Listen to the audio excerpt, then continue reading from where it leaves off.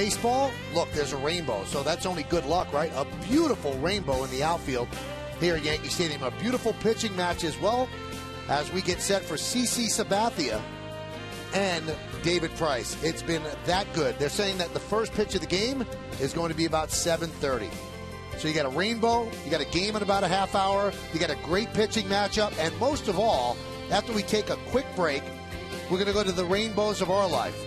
Bob Lorenz and Jack Curry back in the studio. Doesn't that music make you think rain delay? Let's stop the music in a half hour, everybody.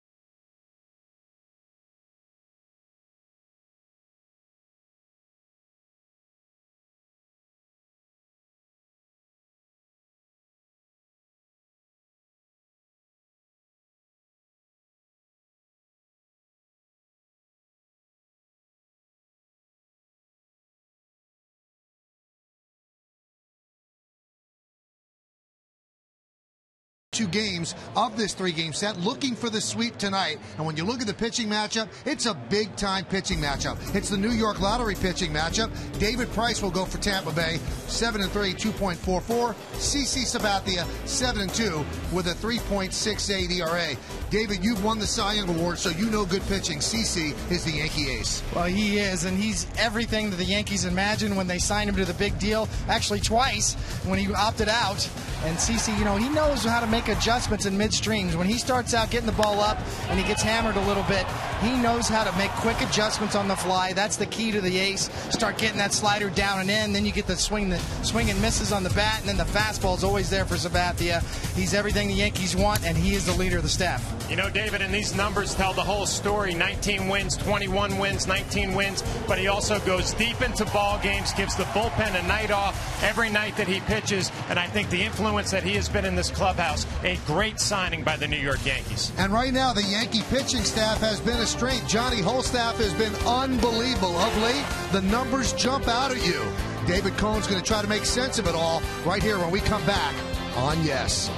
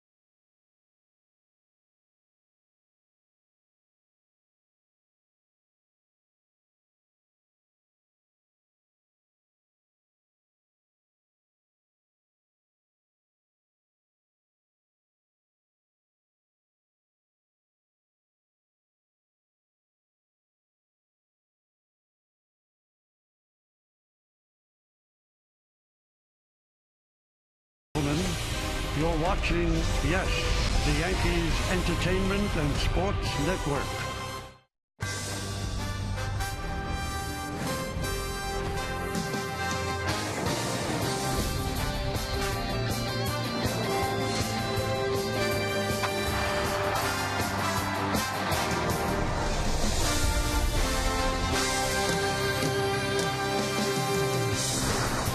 Yankees in the Rays tonight from Yankee Stadium, and boy, the American League East is tight. The Orioles lead the Yankees by a half game, the Rays by 1, the Blue Jays by 2, and the Red Sox are in last place with a 500 record, just 4 games behind the first place Orioles. As tonight, the Yes Network presents New York Yankees baseball. It's the New York Yankees against the Tampa Bay Rays in the final game of a 3-game set from Yankee Stadium in the Bronx, New York. Hello, everybody, and welcome to Yankees Baseball, along with John Flaherty and David Cohn. I'm Michael Kay. Well, the Yankees have taken the first 2 games of this 3-game set, looking for the sweep tonight. And when you look at the pitching matchup, it's a big-time pitching matchup. It's the New York Lottery pitching matchup. David Price will go for Tampa Bay, 7-3, 2.44. CC Sabathia, 7-2, with a 3.68 ERA. David, you've won the Cy Young Award, so you know good pitching. CC is the Yankee ace. Well, he is, and he's everything that the Yankees imagined when they signed him to the big deal. Actually, twice when he opted out. And CC, he knows how to make adjustments in midstreams. When he starts out getting the ball up and he gets hammered a little bit, he knows how to make quick adjustments on the fly. That's the key to the ace. Start getting that slider down and in, then you get the swing and misses on the bat, and then the fastball is always there for Sabathia. He's everything the Yankees want, and he is the leader of the staff. David, and these numbers tell the whole story. 19 wins, 21 wins, 19 wins, but he also goes deep into ball games, gives the bullpen a night off every night that he pitches, and I think the influence that he has been in this clubhouse, a great signing by the New York Yankees. And right now, the Yankee pitching staff has been a strength. Johnny Holstaff has been unbelievable. Of late, the numbers jump out at you. David Cohn's going to try to make sense of it all right here when we come back on Yes.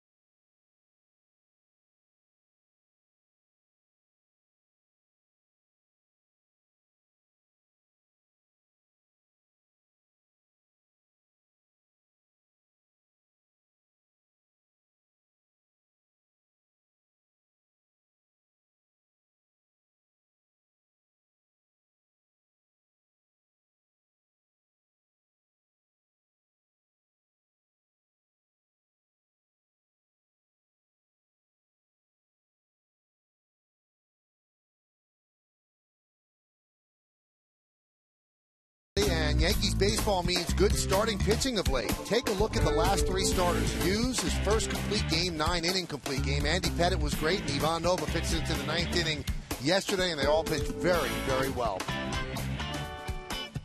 Well, that's David Cohn. I'm Michael Kay. John Flaherty will rejoin us in just a moment for the start of the game. David, is that just a blip on the radar screen, or have these guys turned the corner, and are they now a good starting staff? Well, you got to believe that it's a little bit of a contagion effect. I think since Andy Pettitte came back to the rotation, he's stabilized everybody. He's kind of given them a blueprint. It's almost gone viral, and that's what you want. You want guys feeding off each other, and how significant is it? Well, the Elias Bureau tells us it's the first time since 1968.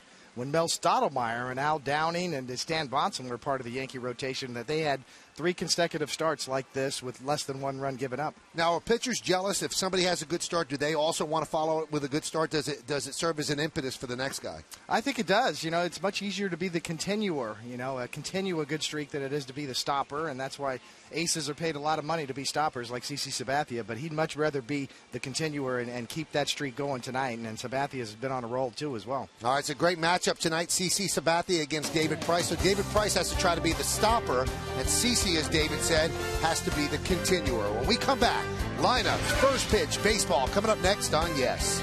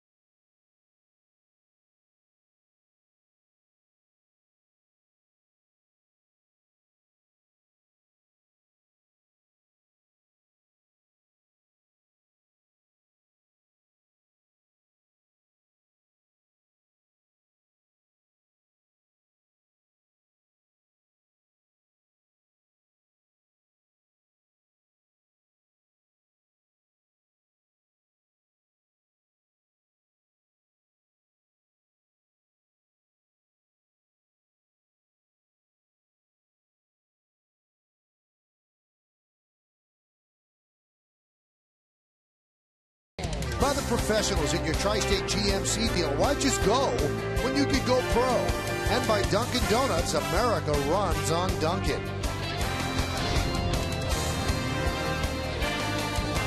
Well, we had it all. About 6:30, the skies opened up, and it was pouring. Then there was a rainbow over center field. Now the skies have cleared. The tarp is off, and we're ready for baseball. The Yankees have taken the field. CeCe's on the mound. Let's take a look at the Tampa Bay lineup that he is going to face. Elliott Johnson, the shortstop, will lead off, batting second and DHing Ben Zobrist. Desmond Jennings in left field will hit third. Cleaning up, center fielder B.J. Upton. Sean Rodriguez, the third baseman, bats fifth. Batting sixth, playing first base, Carlos Pena. Jose Lobaton, the catcher, will bat seventh. Batting eighth, playing right field, Matt Joyce. And Drew Sutton, our first look at him, will be the second baseman, and he will bat ninth.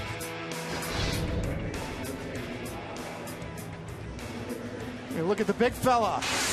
CC Sabathia. It'll be his 12th start on the year. 7-2, great record. 78 1/3 innings. He's a workhorse, and 23 to 74 walks to strikeouts, and that's an excellent ratio. And the scouting report, he loves June. He's 32-12 in his career during June, which equates to a 727 winning percentage.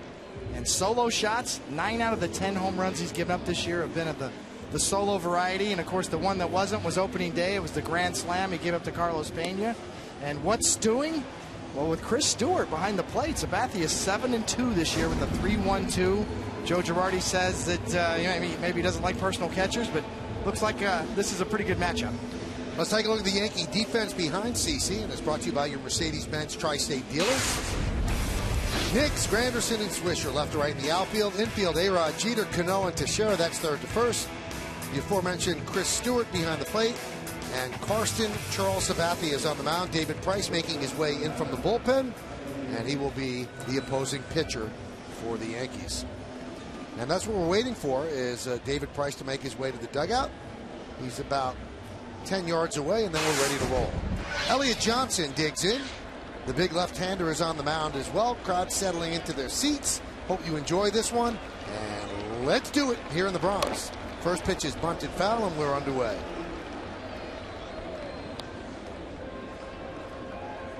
So usually first pitcher at the stadium is 7:08, 7:31, so we'll say it's a 23-minute rain delay. Elliott Johnson's numbers, although he has 4 hits in his last 29 at-bats, is manager Joe Madden is trying to find some combination that will create some offense. The 0-1. 1-1. Let's look at the game time weather presented by Bigelow Tea. 70 degrees, 61% humidity, not much wind, and it is partly cloudy in the forecast. High fastball, swung on and missed, 1-2. Well, Michael, you mentioned the Rays trying to get it going offensively. Joe Madden, the manager, has used 51 different lineups in 56 games, trying to find that right combination. Great pitchers match up here tonight in the Bronx. You figure a little more pressure on Price because the Rays just not scoring runs.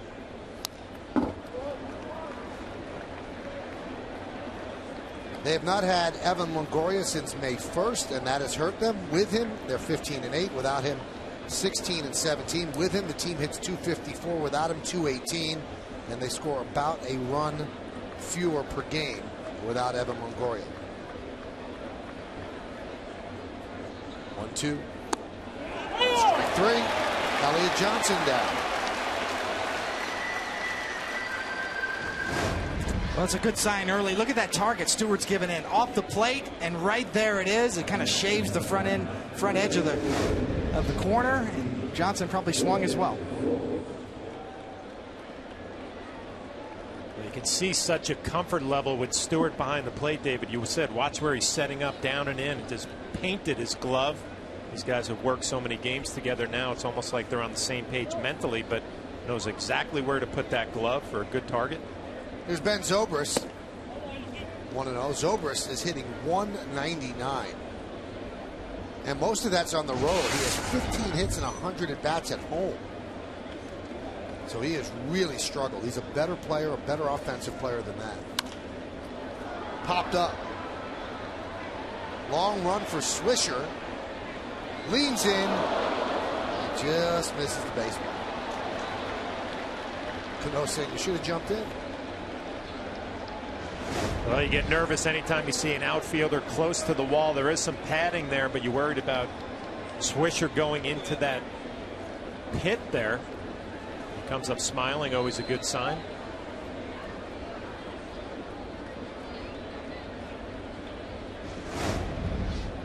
Zobrist 3 hits in his last 27 at bats, and the 1-1. Now 1-2.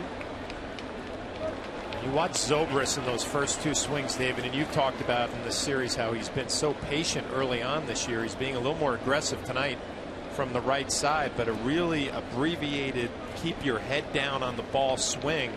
It just tells you a hitter that's going through a tough time and picking out something mechanical to think about tonight. Usually not a good sign for a hitter. In each of the first 2 games, the Rays lineup was 4 for 30. Completely shut down first by Pettit and then yesterday by Nova.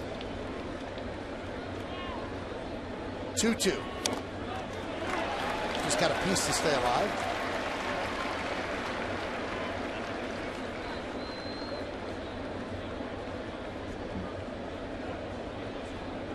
Think about CC watching these games, the last 2, watching Andy Pettit do his thing, Nova last night. Probably can't wait to get out on the mound. A Rays lineup that's struggling. You know, if you execute, you should be successful. Tap slowly at the first baseline. Sabathia fields, flips, got him. Nice play on both ends, Sabathia and Teixeira. Well, falling off to the third base side, Sabathia moving quick. That's the only way he can make that play. Barehanded, underhand flip. Covered some ground there. Zobrist getting down the line fairly well.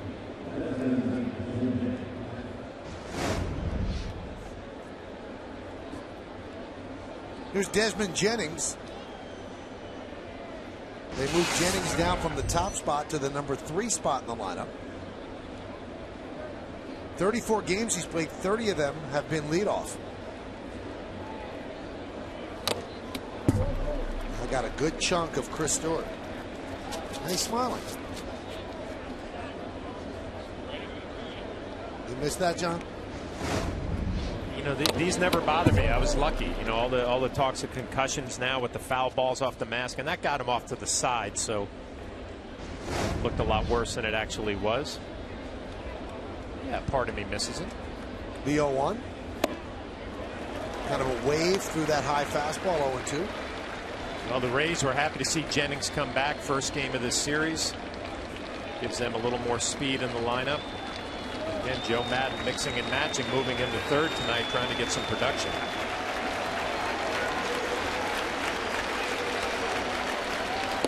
Strike three. Impressive first inning for CC Sabathia. 2 strikeouts and a slow roller up the first baseline. Rays nothing, and the New York Yankees coming to bat.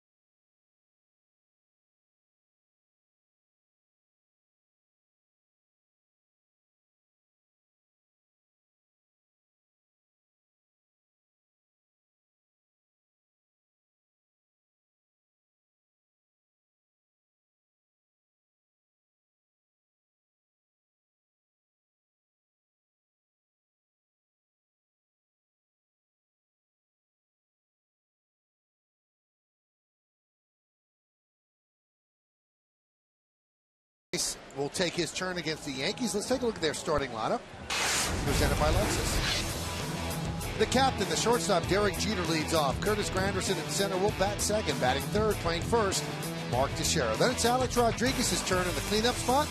Robinson Cano will play second base. He'll bat fifth.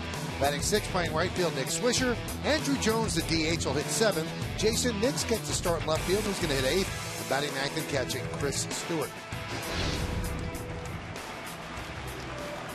Here's David Price on the year to be his 12th start. What an ERA, 2.44. He's a workhorse like Sabathia. 23-62, also an excellent ratio. And the scouter report, I-95, that's referring to his average fastball velocity, 95.1 miles an hour, which is the second best fastball velocity-wise in the big leagues to Stephen Strasburg, the young phenom from Washington. And he continues to evolve.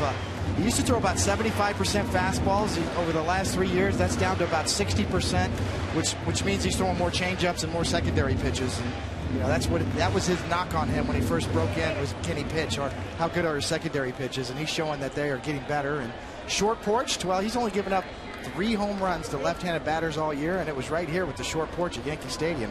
Cano and Granderson.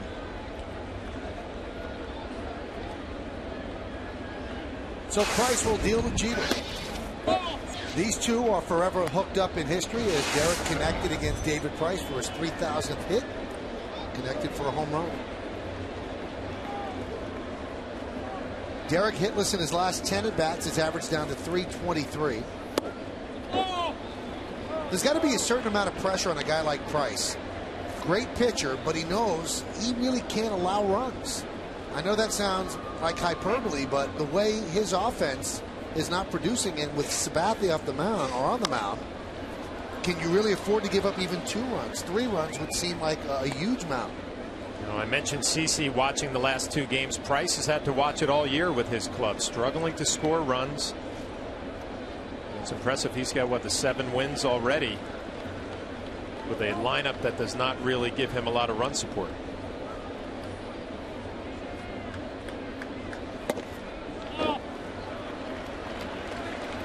Bringing that good fastball early, 97. You know, I guess, David, the best way to describe it, when he was younger, he was a thrower. Now he's turning into a little bit more of a pitcher.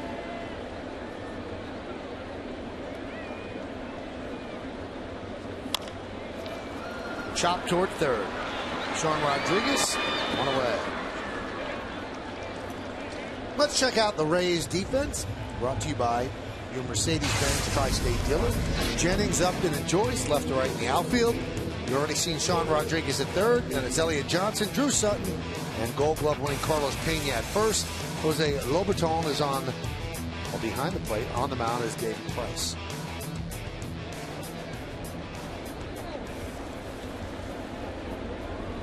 There's Curtis Granderson.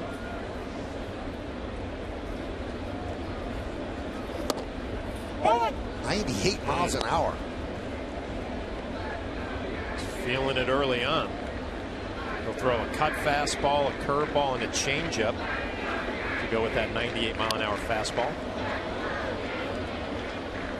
Now, officially, the rain delay is being listed as 26 minutes, and pitchers build their day around starting the game at the time that it's supposed to start.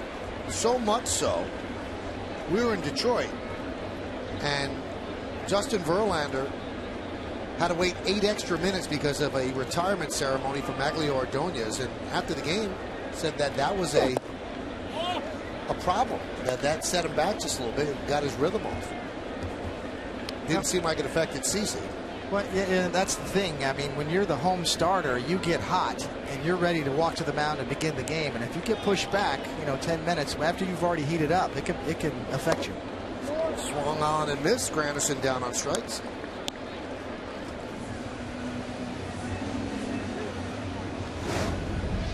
We talked about the continued evolution of David Price, and here it is, that big sweeping slider that he throws about 16% of the time this year.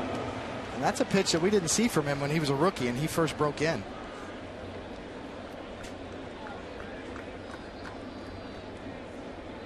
Now he'll face Mark Teixeira. Mark had a home run yesterday. He was 1 for 3. In fact, he's struggling of late. 3 hits in his last 22 at bats. But that home run did get the Yankees on the board yesterday. And he takes a first pitch strike from Price. David, with a night like tonight, though, and that rain delay, everything just kind of gets pushed back for a starting pitcher, right? So I wouldn't expect any problems, and both guys look pretty good early on. Yeah, the only problem comes is when you get heated up and then you have to wait. If you know the delay's there, then you haven't started warming up yet, so you can adjust for that.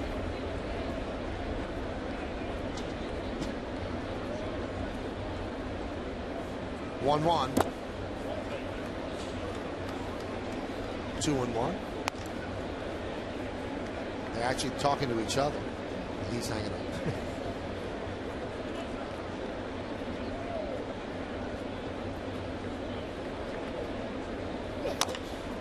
Chopped slowly to short. Charging is Johnson.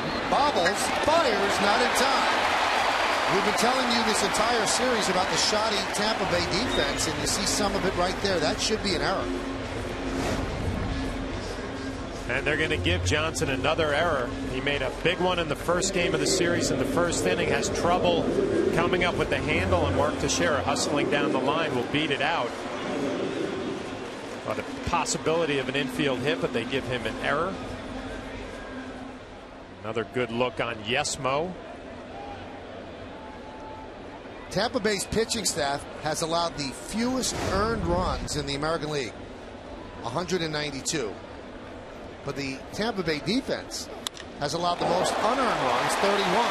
So the error by Johnson allows A-Rod to get that base hit right there when they should be in the dugout. So first and second, 2 outs. 50 errors now for the Rays on the season.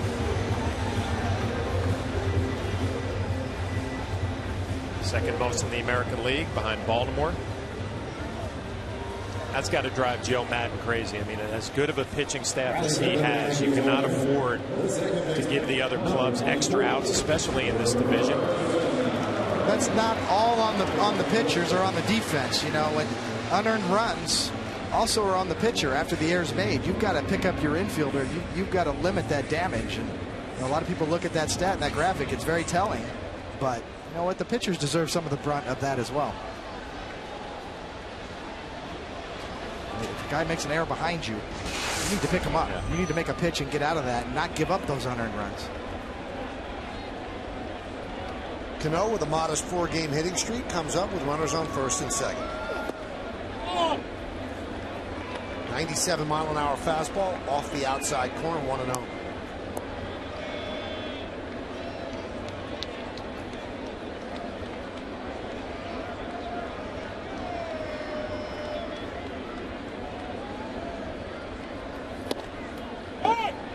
He's throwing gas, 1-1. Working fast too, standing on the mound. Nice rhythm. You watch him mechanically, David, very simple. You know, there's not a whole lot of wasted movement. Everything moving right down the hill towards the catcher. Finishes up too in a very balanced position. As Glass said, all of his momentum, that 98-mile-an-hour generated power right through the catcher's glove.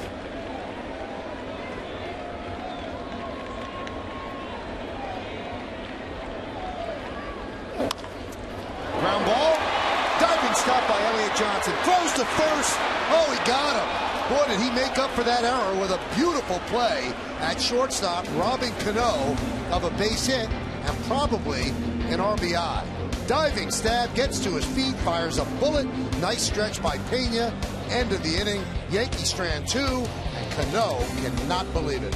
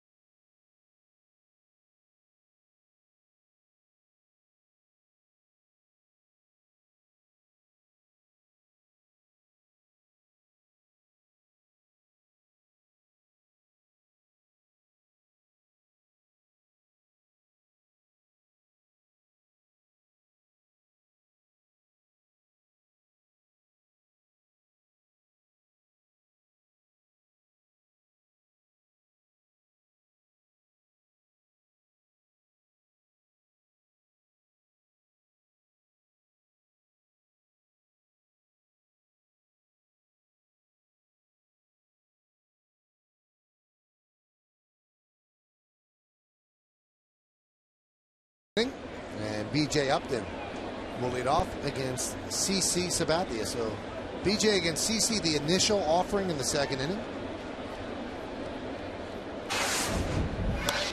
That one is driven deep to left field. Going back, Nick. Still back. Looking up. It's off the base of the wall. Nix will play the carom, fire it in, and it's a leadoff double for B.J. Upton.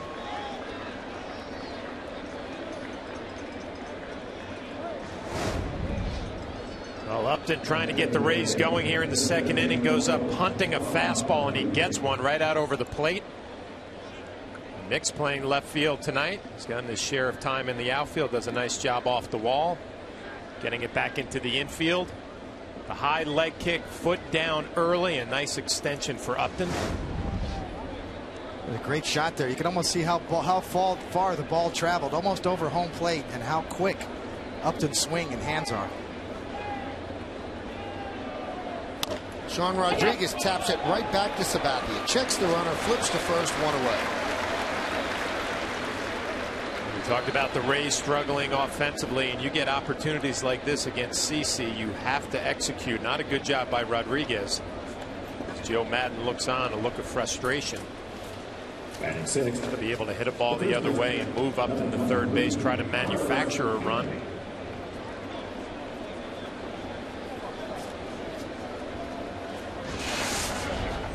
Here's Carlos Pena.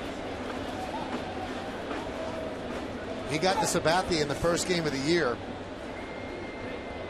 Hit a big home run at Tropicana Field to open the season.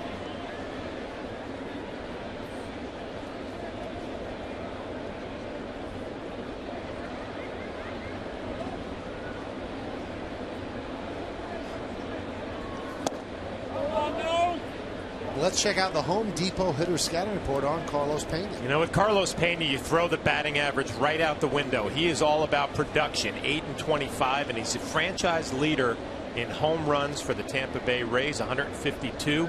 And he can swing and miss. He'll hit the home runs, but he has 70 strikeouts already this year. Count 1-1. CeCe looking to pick up a strikeout here. If you remember back to opening day, it was a 3-2 fastball that CeCe Sabathia threw to Pena for that grand slam in his first at bat coming back home to the Rays. I would expect a steady dose of sliders here and maybe the fastball for show. Showed him that fastball, 1-2.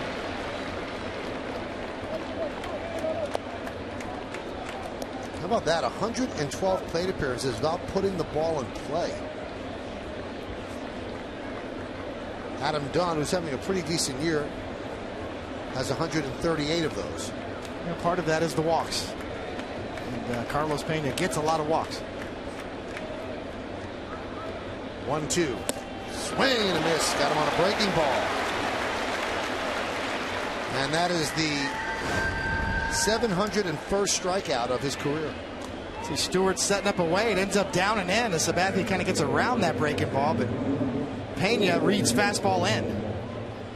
So it turns out to be a very effective pitch as you see how far out in front Pena was there, anticipating a fastball.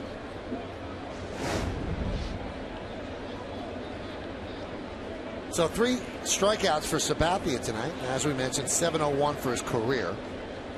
Pena now 3 for his last 31. Here's Lobaton. Takes the strike.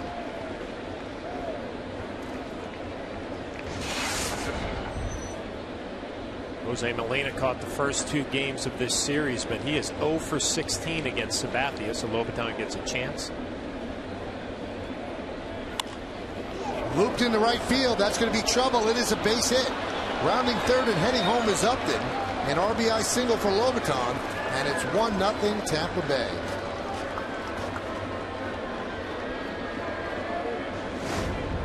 You talk about, you know, runners in scoring position and batters, and he gets jammed. And this will count as a 2-out RBI with runners in scoring position, and you give the hitter credit. He fought it off. He muscled it. If I'm on the mound flash, I'm thinking, man, you know, that's a bleeder. That's a blooper. If you're standing on first base with an RBI, that's good hitting.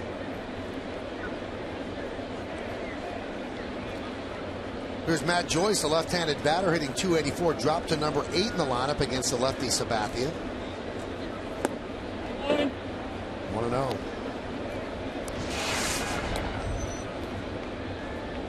Well, we mentioned last night in our Home Depot scouting report, he has done a better job against left-handers this year, Matt Joyce has. Batting average just around .260. 1-1.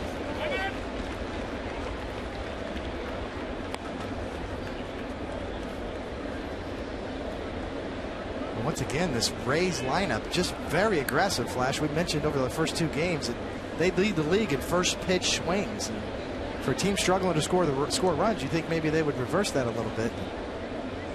The trend continues here. 1-2.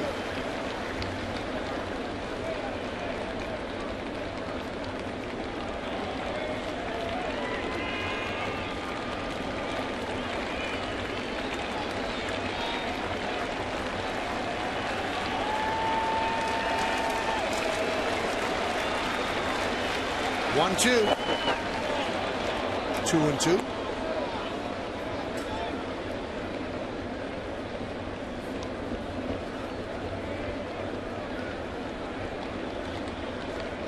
Sabathia's fastball really moving, jumping out of his hand tonight. 95 miles an hour and sailing type fastball.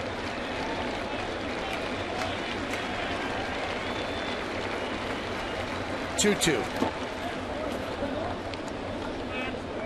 3-2.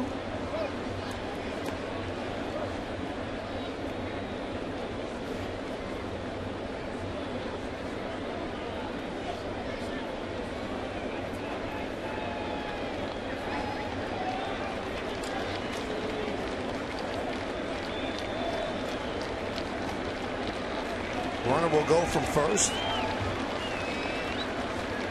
Swing and a miss. 4 strikeouts for Sabathia. But the Rays get a run on 2 hits. 1 man left. We go to the bottom of the second. Nick Swisher will start it off.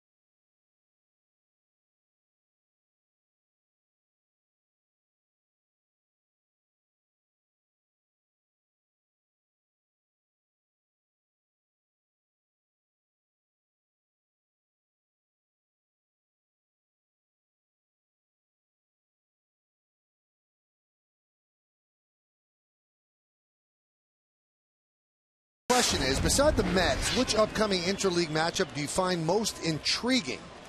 You can text your vote to 42951, and your choices are: number 1, the Braves; number 2, the Nationals. You can text your vote to 42951. Standard text messaging rates apply. I watched a lot of the Nationals against the Mets. That's a fun team. They're a pretty good team. It'd be good to see Bryce Harper. They've got good pitching. So we'll see. Yankees will meet both teams next week. On Monday, Tuesday, and Wednesday, they're in Atlanta to meet the Braves. Thursday's an off day. Then over the weekend, they're in D.C. to meet the Nats. Yeah, and a great trade by Washington to pick up Gio Gonzalez from Oakland. A lot of talk about Strasburg, who's very impressive, but Gio Gonzalez having an all-star year as well. Nationals just took 2 out of 3 from the Mets. Mets did win today 3-1. The 1-0 to Swisher. Swisher has really good numbers against Price. He's 11 for 28 with 8 walks. So a .393 hitter.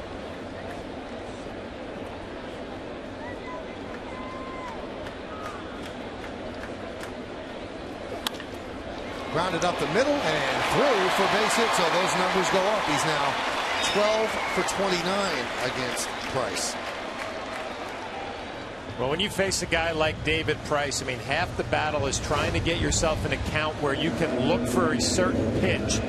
Nick Swisher did that. He got ahead 2-0, and you eliminate off speed. You look for that fastball, and he's able not cheat a little bit, but just make sure you get the bat head out there, drive it right back up the middle. If you have to worry about cutter, slider, changeup, and 98, no chance. Yeah, you take the mystery out of it a little bit.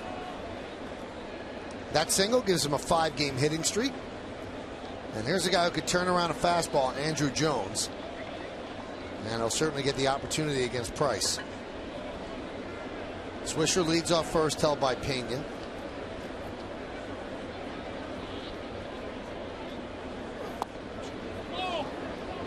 You know, Michael, that's a good point with Jones being able to turn around a fastball. And David has talked about Price kind of evolving as more of a pitcher than a thrower. I'm interested to see how he attacks. And his pride, I think, you know, Price, he's proud of that fastball, and he came right at Jones inside. We'll see what he does the rest of the at-bat.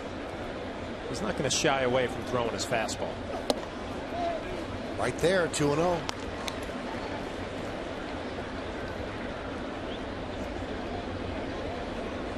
One of those double-edged swords, David. Do you get beat with your second or third best pitch, or do you know his fastball is his best pitch, so he's got to keep throwing it.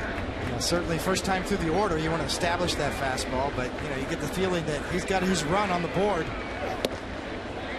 And there you go. Yeah, there's a run. There it is. Make it stand. Yep. Almost overthrowing a little bit here in the first two batters. 5 out of 6 pitches, all fastballs. Only 1 strike.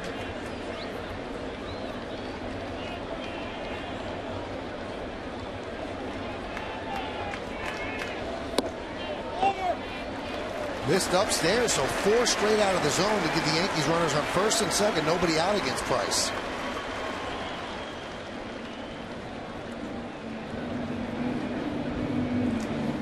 Not exactly sure where that last fastball was.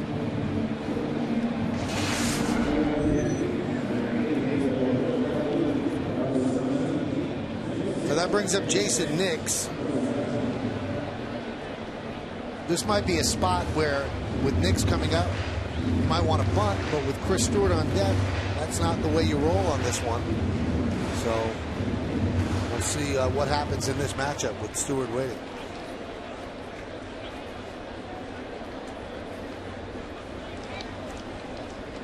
Yankees have attempted 13 sacrifice bunts this year. Only 5 times have they been successful. Just a 38% clip. So well below the league average of 60% in this situation. So not very adept at sacrifices.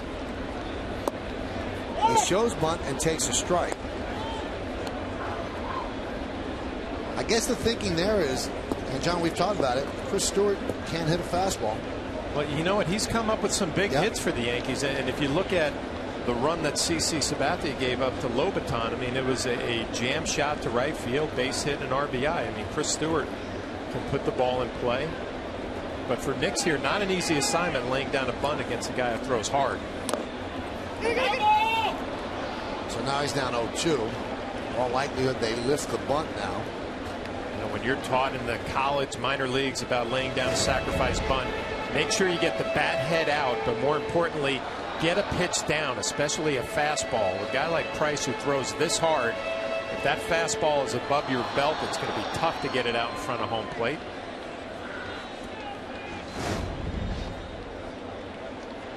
Now you really make it tough for Nix because he's got to face a guy with all these pitches, and he's down 0-2, and in all likelihood to take the bunt off with 2 strikes.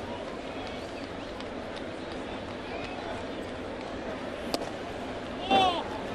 98 inside, 1-2.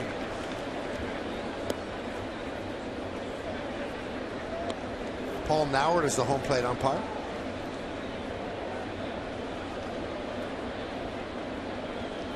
Like he's been a little tight with Price this inning on a couple of fastballs. That wasn't a terrible pitch right there. 0-2 off the plate inside.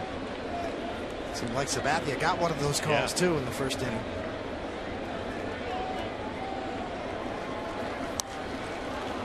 Foul back. We'll see how this at bat plays out for Nix, but I know being an extra guy, you know, an extra player, and you don't get the bunt down, you take it a little bit personally here, and you really battle with 2 strikes, trying to get something positive done. You know, once again, the league average in bunt situation sacrifice just 60%. On average, teams are successful at producing sacrifice bunts. That surprised me when I saw that number.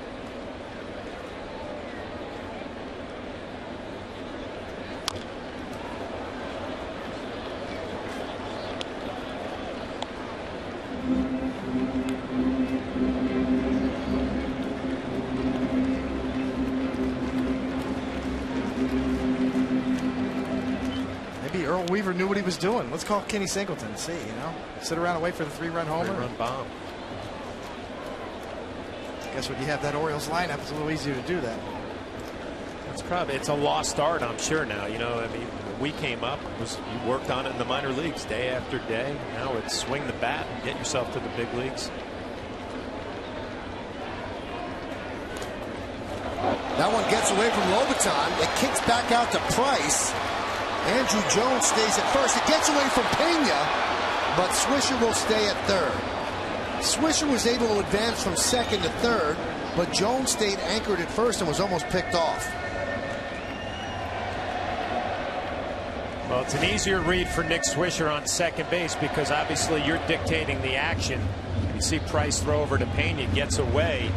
It's going to be a wild pitch on Price. Nobody advances on that throw. But Nick Swisher has the read right in front of him. He goes to third base easily. Andrew Jones has to check Swisher at second. He checks, and by the time he decides to go, it's too late. So now in this spot, a double play would tie the game. That's not what they're looking for, but that does put a run across. A wild pitch is charged to David Price. Strike three. Jason Nix down looking. One out.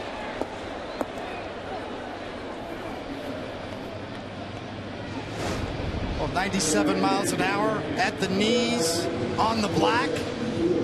That usually works. Yeah, that's tough. And Nix locked up.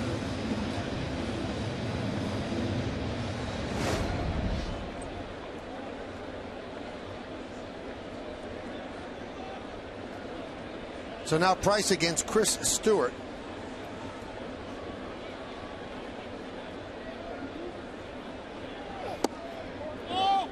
.98 low and inside.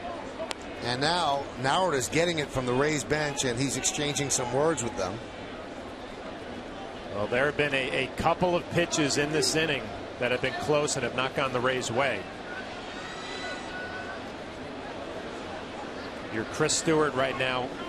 Your thought is get the ball up in the air. Stay away from that ground ball. Try to get something up and get it up in the air. Check swing, slow roller. That's going to get a run in. And it does. The game is tied at 1. Moving to second, Andrew Jones. An RBI for Stewart.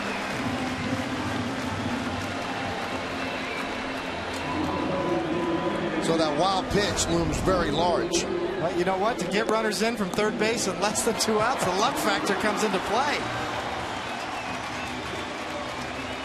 Excuse me and thank you.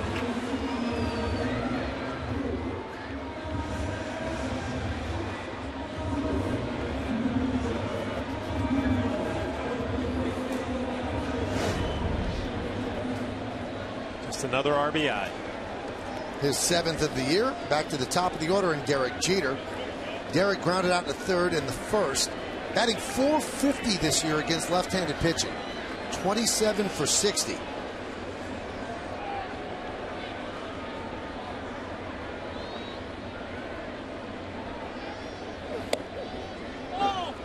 And to give you an idea of how dominant he's been against lefties since he came up the DL last year on July 4th. He's hitting .418 against left-handed pitchers, 59 for 141.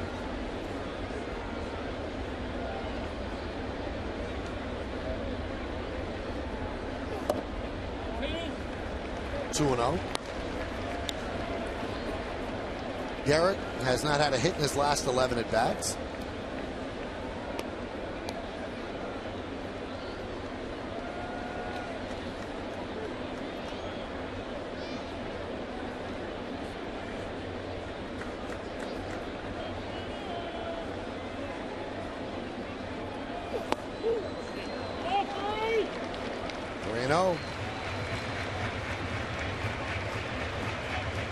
The velocity is there, but just the command.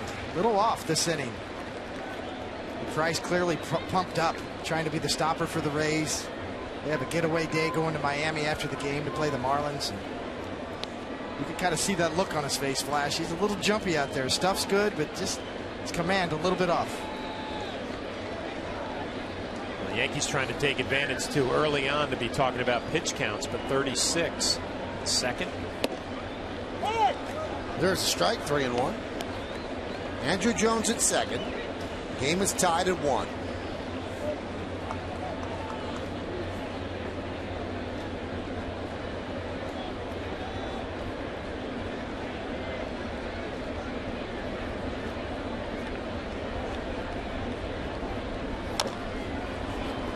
Three and 2.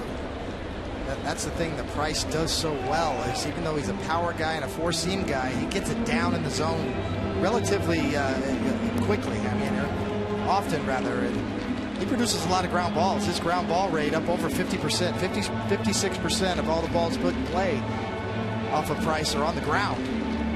You combine that with that power and his strikeout ability, that's a deadly combination.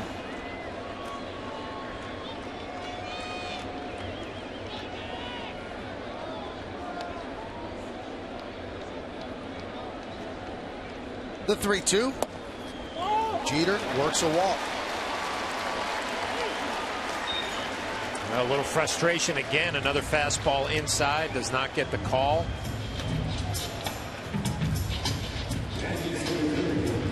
Hitting the road, take the Yankees with you this season. Subscribe to MLB.tv today to see every Yankees out-of-market game live online and on your favorite devices in HD quality. Visit Yankees.com to order and get more details. MLB.tv, baseball everywhere. Here's Granderson, who struck out in the first inning against Price.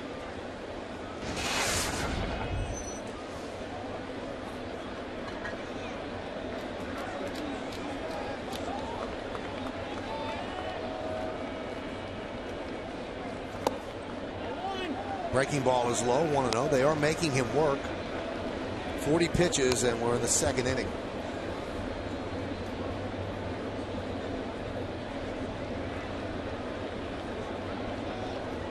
He has 3 home runs against David Price. And that's odd for left-handed batters. The most any other lefty has against Price is 1 home run. You watch his arm angle too, and I mean it's tough because he'll drive that ball in on a righty away from a lefty. And obviously with that velocity 97, 98, it's an interesting arm angle. Where it's down like David said, but it's also across a little bit. Yeah, he's on the, as Flash is saying, he's on the first base side of the rubber, and that creates that angle. You can almost see. He drives that ball straight down, and when he hits the outside corner on lefties, it's hard to pick up. 98 miles an hour right at the knees. Hard to handle. Like that, he goes down swinging. But the Yankees do tie the score. They score 1 run on 1 hit. 2 men left.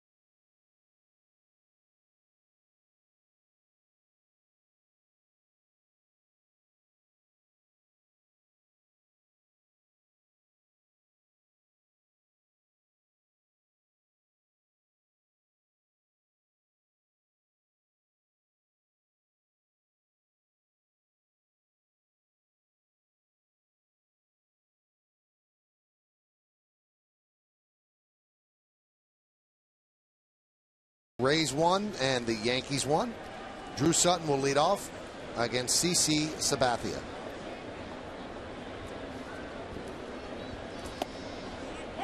And there's a strike. Now, with us in the booth is a guy who's become a friend over the years, is Michael Milken. Now, Michael, as much as I like you, I don't want you to be here anymore. When are we getting rid of prostate cancer? We're getting there. The death rate's off about 50%. There's a 92% chance if you're diagnosed, you'll live 5 years or longer. And I think within 4 to 5 years, we'll get it into the history books as a cause of death. Now, this is an important week coming up, heading to Father's Day. It's the Home Run Challenge. Tell us about that. Well, the concept 17 years ago was keep Dad in the game. And the idea, come out to the ballpark, come out to Yankee Stadium, remind your dad to get tested, get checked, and enjoy the ball game. It's the only real sport where you can sit there and talk to your dad. And we've had great spokespersons, Joe Torre over the years, who's a perfect example to show you can lead a normal life after you've had prostate cancer. And it really has been a program of awareness. And it's the combination of raising money and awareness that has dropped the death rate. The 0-2, swing and a miss.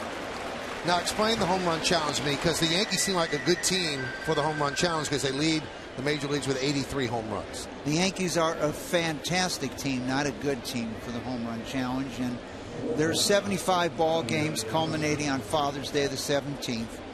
And every home run hit you can pledge money for. You can go to PCF.org, Prostate Cancer Foundation, PCF.org, or call 1-800-798-CURE. Unfortunately, as you know, the number of home runs has dropped off in the major leagues. And back in the year 2000, we had 160 home runs. Last year, we only had 90. But one of the all-time leaders is A-Rod. He's hit 15 home runs, and we've raised almost $1 million on his home runs. The 0-1 is inside. So how do people get involved? They go to those numbers and the homerunchallenge.org as well? That's correct, and you can pledge money. If you go to the PCF.org, it teaches you a lot about nutrition, what all the recent therapies are. There's been 4 or 5 new drugs approved. And the benefit of many of these new medicines and new drugs is there's little to no side effects. And so one of the benefits of home runs that's occurred is we've raised $40 million since we started this program for home runs hit in Major League Baseball. And the other thing is, when we come to these Yankee games in awareness, June has turned out to be the month that the most number of men get checked in America. And it's come from baseball and the awareness and our visits over the years that allows millions. And we wish all life-threatening diseases had these, early diagnostics.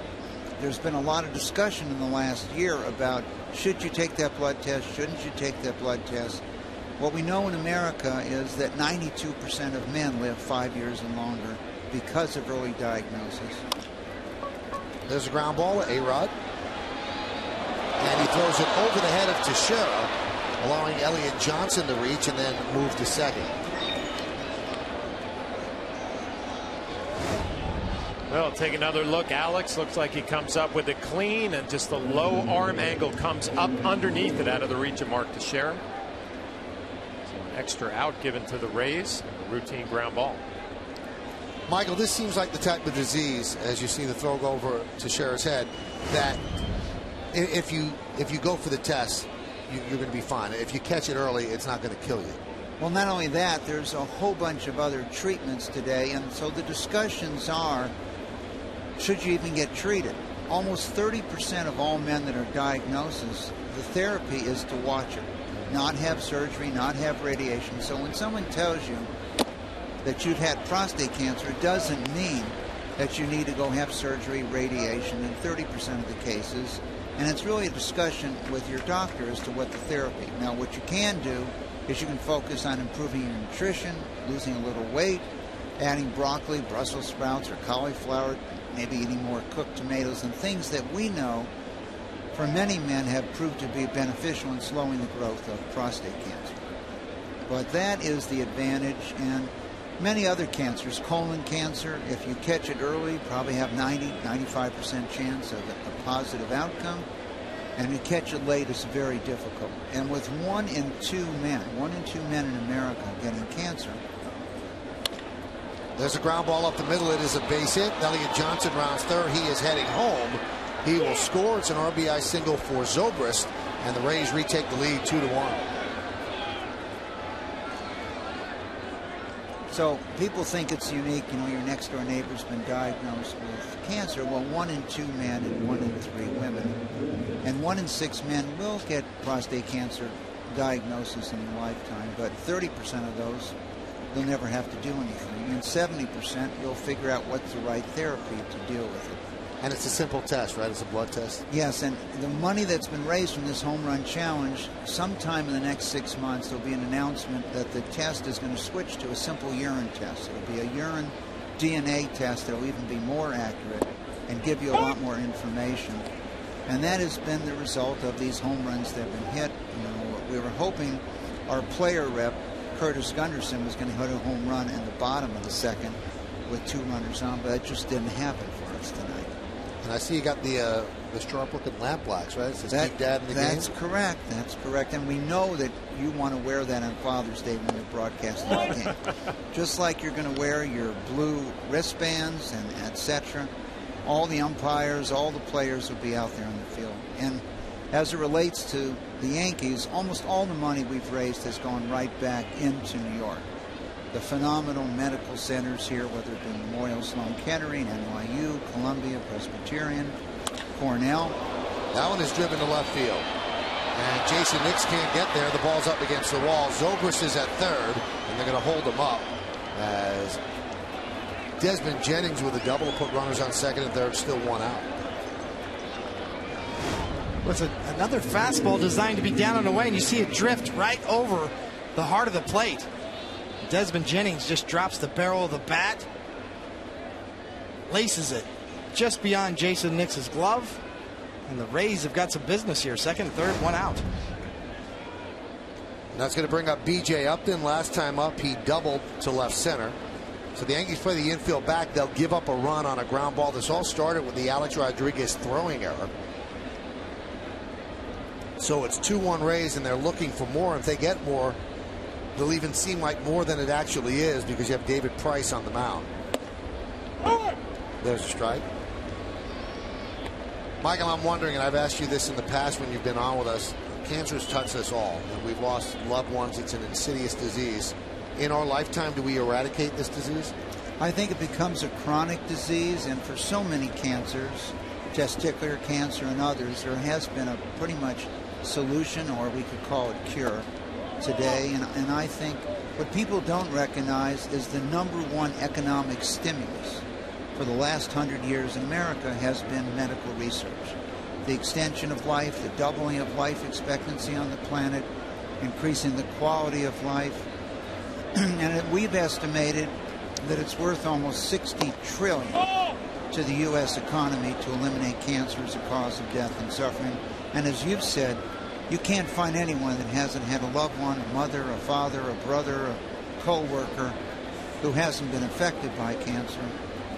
And eliminating that will really increase productivity from an economic sense, but it's priceless. I'd love to have my father, stepfather, my cousins back, all who have died from cancer. There's a fly ball to Granderson. Makes the catch. Zobrist tags. He will score. The throw comes into Jeter. A sac fly for Upton. And it's 3-1 Tampa Bay.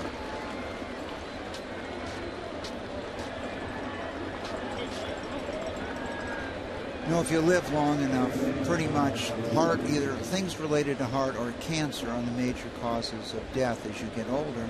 Alzheimer's increasing due to increases in life expectancy. And most of the tremendous increase we've had in life expectancy has been due to advances in heart treatment, reducing death from heart attack, stroke, and other ailments. And the next increase we see real benefit is the reduction in death from cancer. There's a strike. And you can imagine what it was like, just go back 10 years or 20 years ago, when someone told you they had cancer, you whispered it, etc. There's 15 million Americans today living normal lives who someone told them at some point in their life that they had cancer. The 0-1 to Rodriguez. And you're one of those 15 million. I'm the happiest guy to be in the ballpark tonight because they told me almost 20 years ago that I had 12 to 18 months to live. And so I've seen a lot of ball games in that period of time. But like anyone, you always wonder, are you going to see your kids grow up and get married?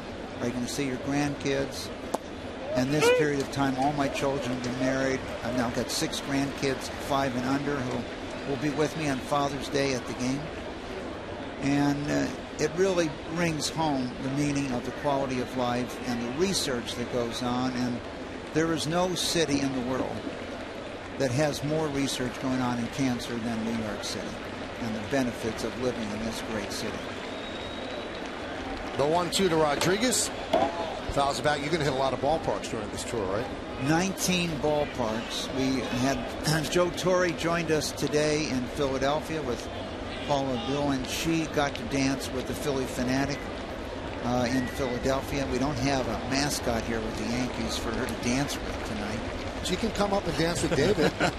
We'll talk to him, Pat.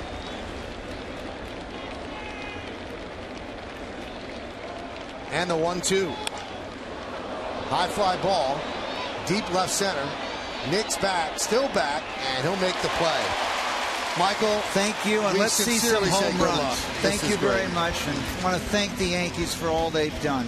All right, thank you for raising money. Thank you. Got it. Thanks, Michael. Those are the numbers, and that's the website as well. Visit that, help this fight, and eradicate this insidious disease.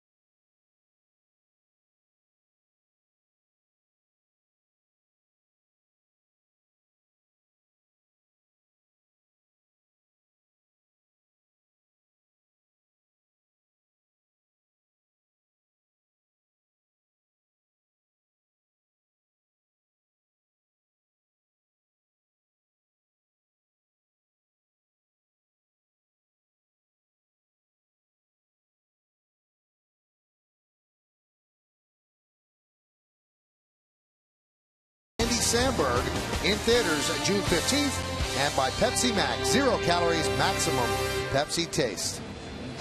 Young Yankee fan not too thrilled. Yankees are down 3-1 as we go to the bottom of the 3rd inning. So this is an onslaught of runs for David Price. He's not expecting 3 against anybody, let alone CC Sabathia. Let's see if he makes it hold up. Lincoln scoreboard 3-4-1, leading 1-2-1. Mark Teixeira will lead off against David Price. And there's a strike.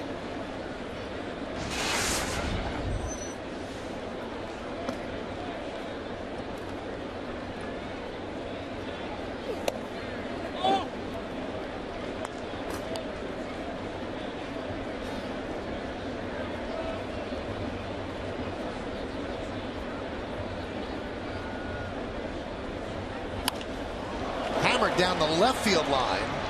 Foul ball. I've noticed on a few 1-1 counts, Price has gone to that changeup.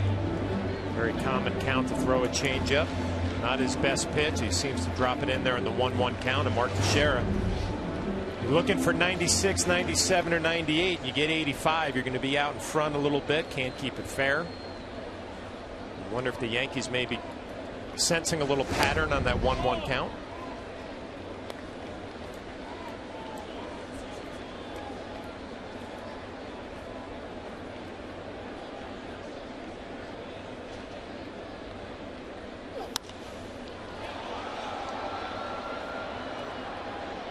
Now everybody's trying to make their own determination watching pitch patterns in the dugout. What you just picked up there, is that something that you all share amongst yourselves, or you use it when you get up there because you don't want to give something to somebody that it might not work? I mean, it depends. There are certain guys in the dugout that you would converse with during a game. You know, Alex wasn't really one of them that would talk about pitch sequences and stuff like that. But, you know, you would just sit there and watch and say, wow, 1-1, another changeup. Just you start sensing a pattern and you pay attention before your at bats. But you might say to somebody you're sitting next to. Yeah, you just, you know, hey, you know, even a starting pitcher, hey, you noticing that? Tough To pitch share it there. down looking. Mark saw it all. Fastballs, changeups, nasty slider down and away.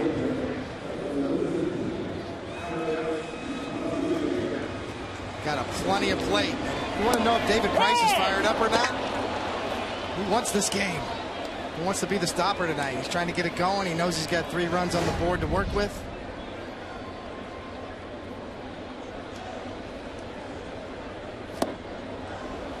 Oh, 0-1. You know what, David, you talked about before the game how he's more of a pitcher, and I didn't really see it in the first 2 innings until that at bat to Mark. You know, showed all his pitches. And now first pitch, Alex Rodriguez, a breaking ball, maybe second time through the order. Change up there. Different pitcher second time through. Yeah, that's generally been his pattern all year, is establish that fastball early and get it down, cheese at the knees, and then start mixing it up. Second and especially third time through the order.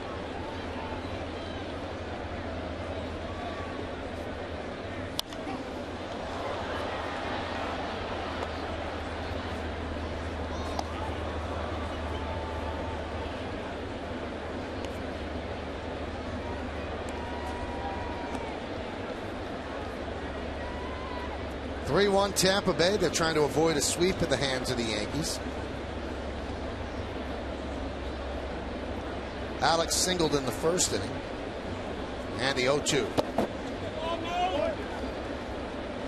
1-2. You know, another thing I would be looking at in the dugout, you know, as a pitcher, obviously I saw a lot of games, and I got to pitching about 30 to 35 a year, so that's a lot of games to watch. But I'm keying on his glove on those secondary pitches. I want to see if he's fanning that glove, if he's going to tip off that changeup, or all those secondary pitches that he's starting to throw so much more. I'm really looking at that glove and looking for something different on when he changes that grip. You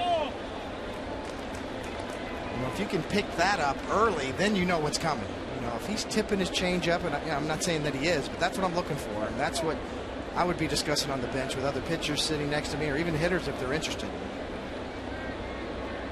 Little fan of the glove on the changeup, maybe. Strike 3.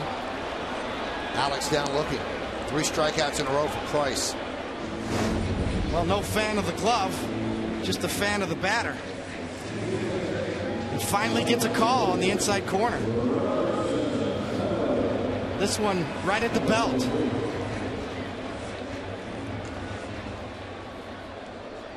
You wonder, you keep hitting the spot, not getting the call, but you keep proving to the home plate umpire you're going to keep doing it. Eventually, he's going to want to start calling strikes. Here's Cano.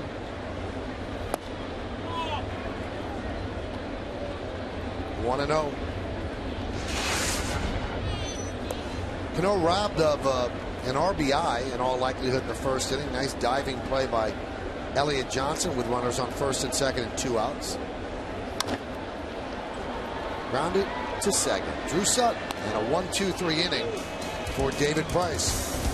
We're going to the 4th. Carlos Pena will lead off against CC Sabathia. David Price is dealing from the left side.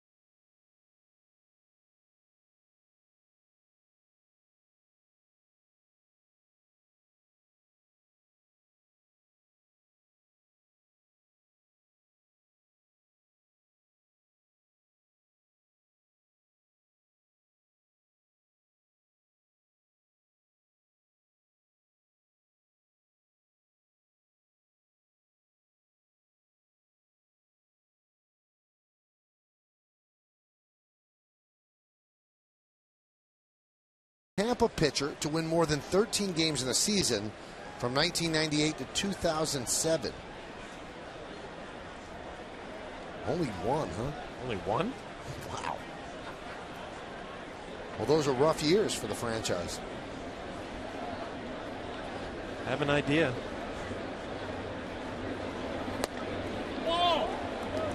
Pena takes inside. Pena's on the interstate after a strikeout in the second, 199.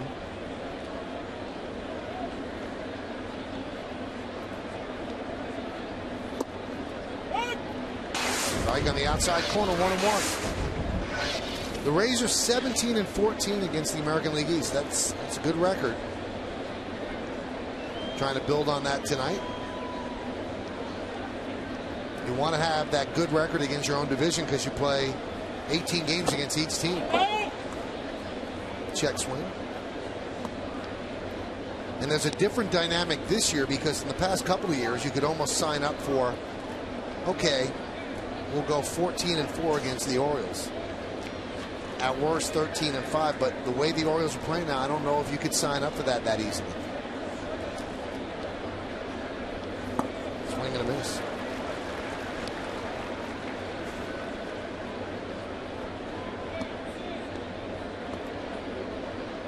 We talked about this yesterday. In this division, the teams could be cannibalizing each other, and there's going to be a lot of losses in there, which might rob the division of maybe having that second wild card team. 2-2. Swing and a miss. Pena down on strikes. 6 strikeouts for Sabathia.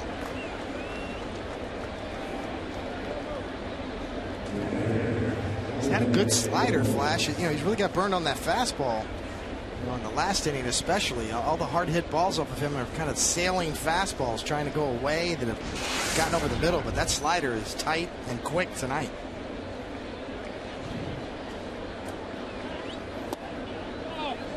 Example right there, you can kind of see. You see Chris Stewart kind of telling Sabathia to stay back, come through me, but his fastball's kind of got a little left to right movement on it, and instead of staying away, it's coming back towards the middle of the plate.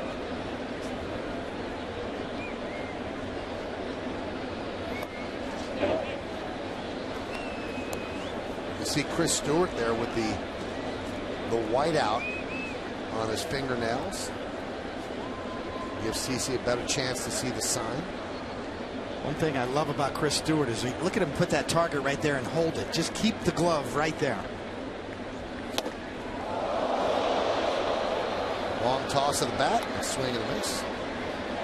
Well, this is what happens when you're looking for a fastball 2-0 and you get a changeup. Love that Flash, that glove. You see a lot of catchers that'll drop the glove halfway there.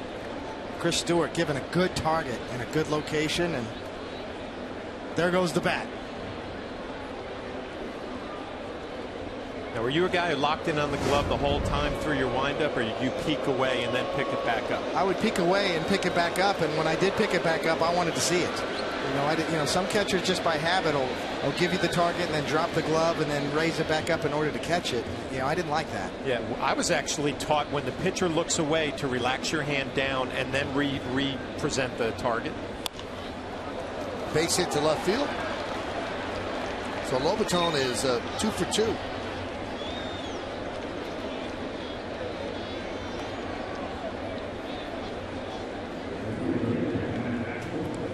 One on, one out.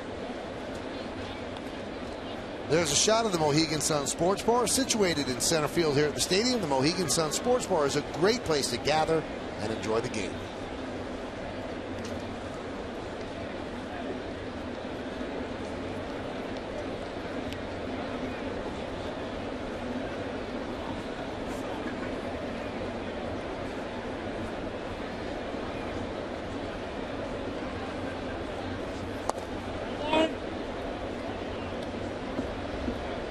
Count 1-0 to Joyce.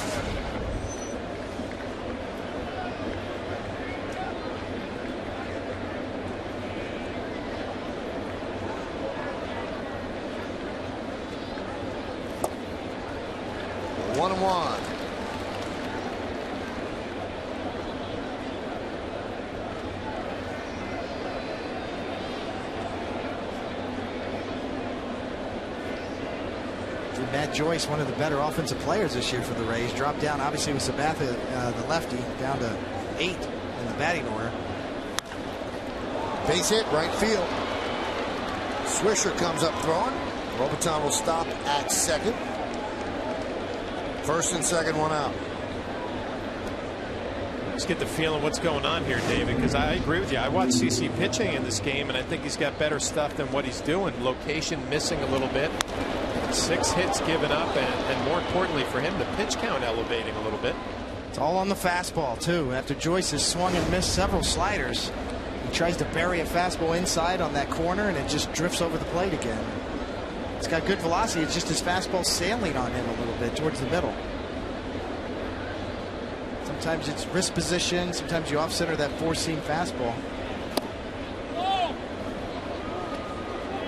You can see, you know, his breaking stuff is there. Very good tonight.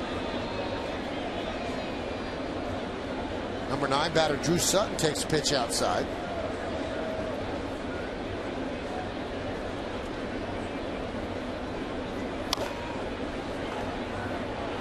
You think sometimes, David, you know, when I watch CC, he almost leans towards the third baseline, you know, and maybe that pulls the fastball to that corner a little bit. Could very well be. Yeah, I know you're mentioning hand position and all that, but sometimes his upper body up straight here maybe leans a little bit that way, and it just yanks the fastball.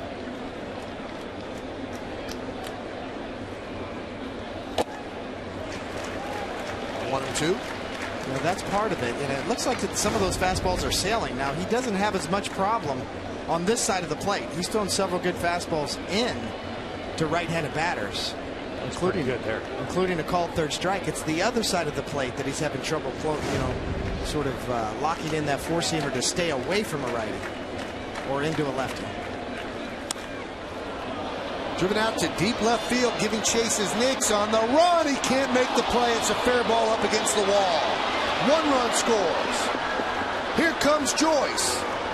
He scores. It's a 2-run double for Sutton, and it's 5-1 Rays.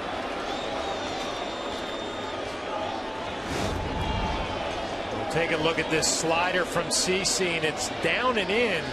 You got to give Sutton a little bit of credit there just to keep it fair, because he was out in front of it. Nix has a little bit of trouble with the transfer out in left field. And also the cutoff situation not run properly. Derek Jeter let it go. Might have cost the Yankees another run at home plate. You see Nix having trouble getting the ball in left field. You see Derek Jeter lets it go. Alex Rodriguez actually fielded it and then threw home, but that 1 or 2 hops maybe cost the Yankees at the end of this play.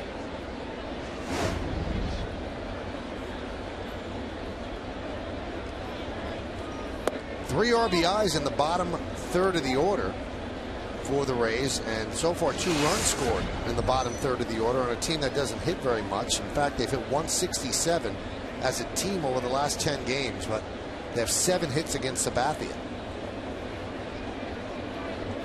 Season high for hits against CC is 8. He's given up 8 hits in 4 of his starts. David Price has to be loving it.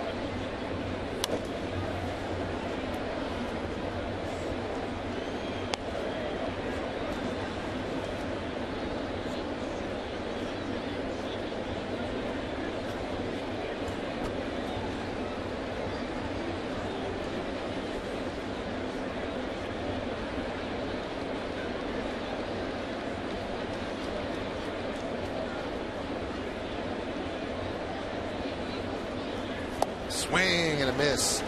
Johnson down on strikes for the 2nd time tonight. Strikeout number 7 for CC here in the 4th inning. Well, this is a good one. You know, it's probably where you wanted to throw the last one. The last one stayed on the plate just a little bit. It was hit for the double. This one's a better location. Down and in off the plate.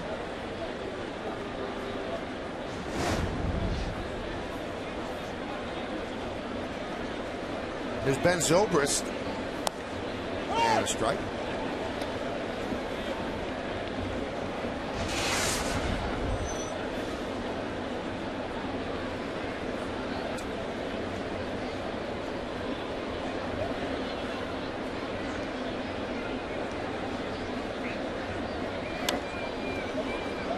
0-2. Top of the fourth inning here at the stadium. 5-1 Tampa Bay. Yankees trying to sweep this 3-game set right now. They're trailing by 4.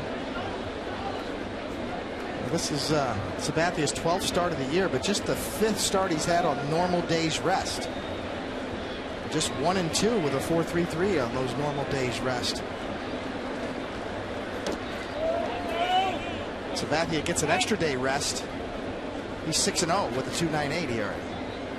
So, not looking for excuses, but I found that kind of interesting, you know. And Michael, we talked about this for the last couple of nights about extra rest. Johan Santana's going to face the Yankees after his no-hitter on Friday night with a couple extra days rest, and I'm a big believer in that. You know, not saying that's the reason this is happening tonight,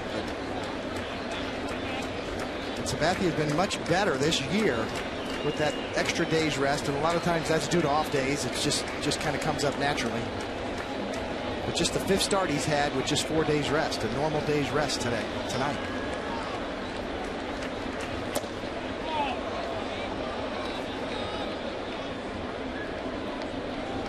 First 2 games, 1 run on 8 hits, 4 runs a game, or 4 hits a game.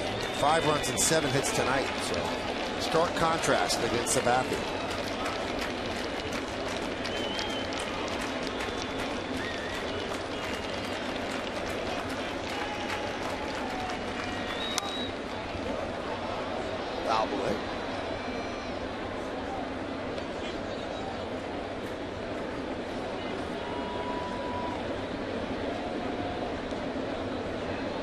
Feel like the whole ballpark's in shock. You expect a pitcher's duel tonight. Your ace is on the mound, Sabathia, and all of a sudden there's a 5 spot on the board early in the game. Kind of creates an atmosphere of everybody's a little bit stunned at what they're seeing.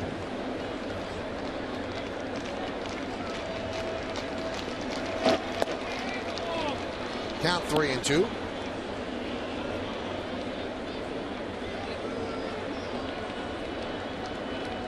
Sabathia came in 7-2, 3.68.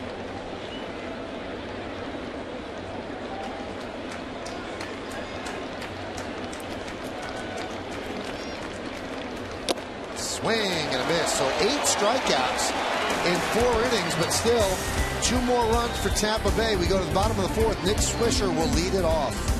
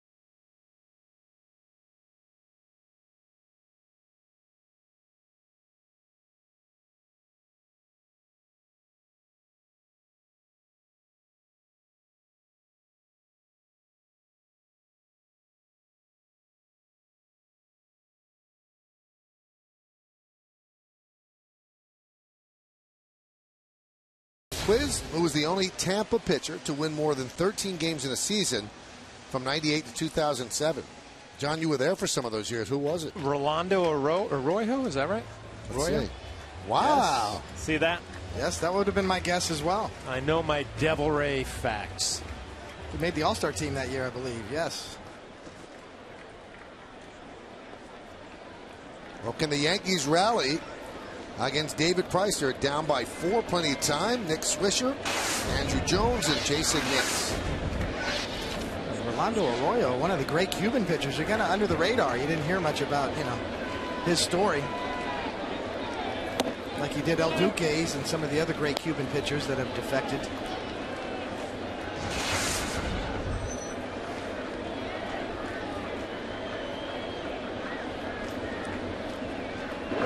Other than his great pitching, El Duque owes a lot of his career to David Cohn's misfortune with a Jack Russell Terrier. That's it. Google Veronica. My mom's dog's name, Veronica. She's a famous one. Oh, Jack Russell Terrier. And what were you, petting her and she bit your hand? She did. She was a pup, and the Jack Russell Terriers, their teeth are real sharp when they're young. Got me right where I hold my split finger. And she split your finger? She split my finger. And that allowed El Duque to make that start. Is Veronica still with us? That was a long time ago. She is. Really? She is still with us. 17 years old now. Wow. 3-1. Right back to Price. 1 away. Now I'm thinking that El Duque start might have been against the Devil Rays. Might have been. It was a good one. It was impressive. And I think you missed out on an easy W back then, buddy.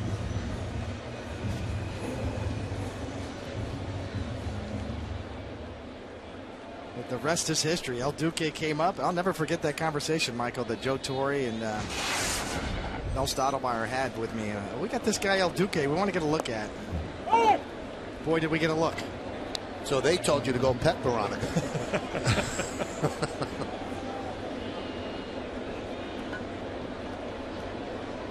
It was June 3rd, 1998 against the Devil Rays. Just looked it up. You just love to say the Devil Rays, don't you? I remember that because I was on that club and we called down, or the Devil Rays called down to the AAA club to find out what he was all about, and they were talking about his motion. The high leg kick, and if you can eliminate the leg kick, you'll be able to pick up his stuff. Long run for everybody, but a couple rows back. How can you eliminate the leg kick? Well, just really lock in on his arm where the gotcha. ball's going to come out of his hand, and don't be distracted by the leg kick. It didn't work. It did not work. Well, it wasn't as if you guys were the only guys that were victimized. He was no flash in the pan. But here's the thing: when you're going to New York and you're facing a tough rotation, and then, especially me lined up against David Cohn, you're like, ooh, this might be a good one to take a seat. Foul back with all those sliders that he used to throw from down under, and then you hear he's scratched for a kid coming up from AAA. You're all excited to go out there and pad the average tonight. This didn't work out.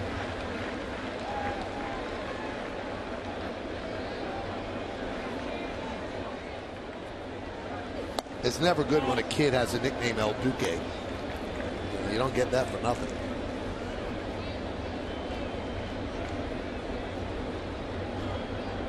Pitched some big games and pitched them well for the Yankees. Great big game pitcher. Postseason record. Phenomenal. And was never afraid to put guys on. If he wanted to pitch to the third guy in the inning, he'd put 2 guys on. He'd load the bases. He had no fear of that at all.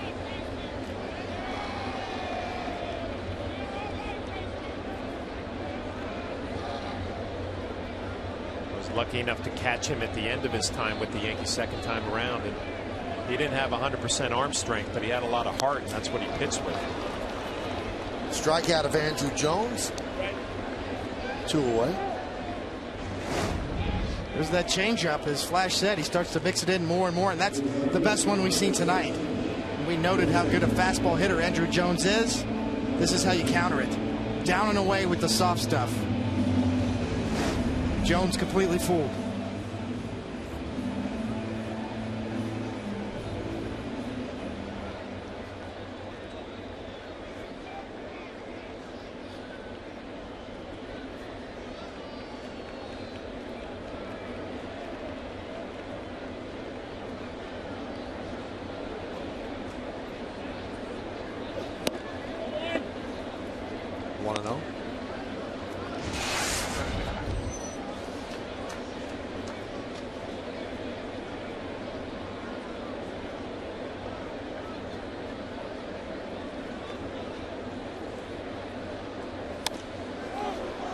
Nix pops it up. Drew Sutton will put it away for the final out of a 1-2-3 inning. So Price has retired 7 Yankees in a row. We go to the 5th. It'll be 3, 4, and 5 in the Rays order.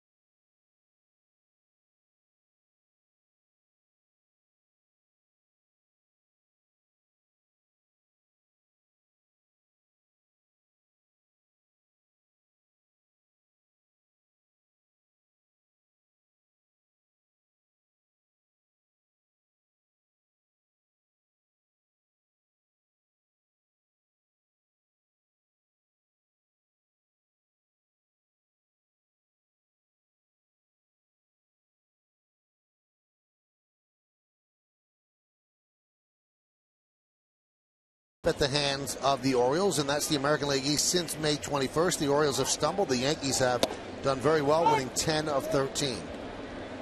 We'll hear more from Bob and Jack later on, and then Meredith in the postgame as well. 5-1 Tampa Bay. We're in the 5th inning.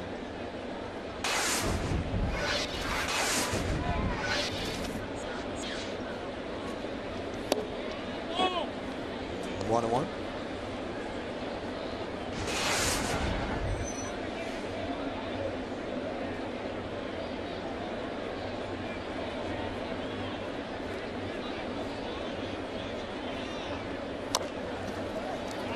Tap slowly back to the first base side of the mound. Sabathia makes the play. One away. Let's take a look at the Mazda pitch profile, David. Well, this is the one pitch that Sabathia has been really successful with tonight. Getting on top of it. Good break, down and in. The slider. Good depth. And you see the grip right in the horseshoe with the grip and the super slow-mo. You see how you turn it over and get those seams working. You can see the great spin on that slider. It's on the Yes-Mo. Love that shot. You can really see the rotation and the wrist action on that tight slider that Sabathia has. You know what jumps out at me when you see that shot in Yes-Mo? Just look at the torque on the skin of the elbow and what the arm goes through every single time you deliver a pitch. And you're almost amazed that pitchers don't have more injuries. I mean, that is trauma. There's a strike.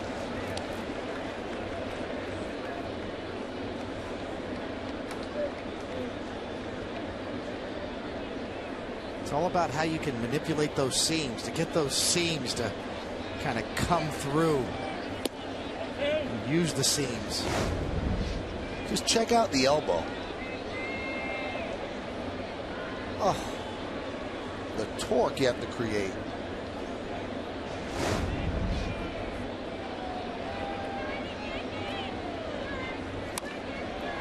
Grounded softly to Cano. 2 away. Most guys get their grip right there, what we call the horseshoe. These are the 4 seams on top. So when you get the grip on the horseshoe and then you get that twist, you can turn those 4 seams over and get those seams to work. And that's how you get a tighter spin and get the depth and the tumble and the break on your slider. So it's really about the seams, manipulating the seams. That's the horseshoe right there. You can see the horseshoe. Most guys grip their slider in that horseshoe and try to turn it to get those 4 seams running and going down. And you can see it on the Yesmo, the spin and the rotation, how the seams start to tumble. CC tries to barehand it.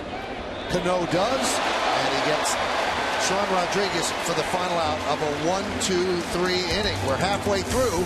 Yankees down in this one 5-1. It'll be Stewart, Jeter, and Granderson right here on Yes.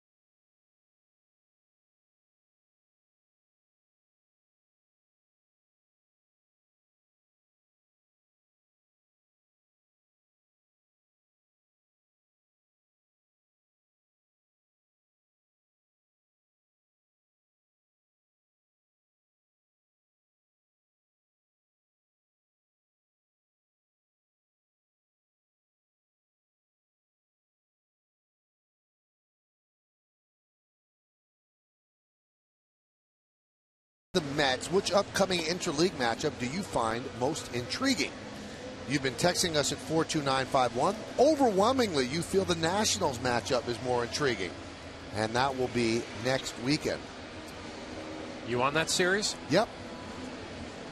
Nation's capital. Go visit George Washington University, Michael. It'll be good for you. Can you get me a tour? Because I know you're very big there. Of course I can. Now, for those that don't find the Braves that intriguing of a matchup, not only will the Yankees play them in Atlanta, but they'll play them here as well. Chris Stewart will lead off the bottom of the 5th, 5-1 Rays. David Price has retired 7 in a row. 4 of those strikeouts. I don't know if I would make it to George Washington University if I went on that trip with you, Michael, but I'd find George's Irish Bar, I'll tell you that.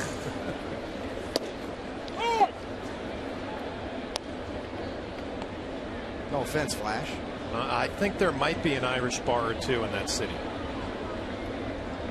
Have you ever been in that stadium, Michael? You know, I don't think I have. I haven't either. Chris Stewart with a base hit. Chris with the only RBI of the night for the Yankees picks up a leadoff single here in the 5th.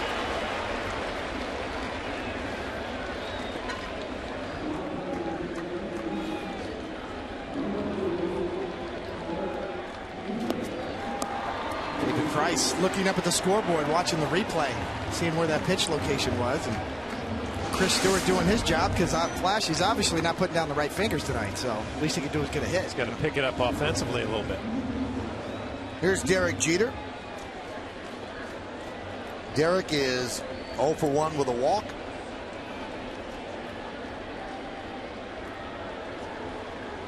Pitcher's got to blame somebody, right, Flash? We're used to it back there.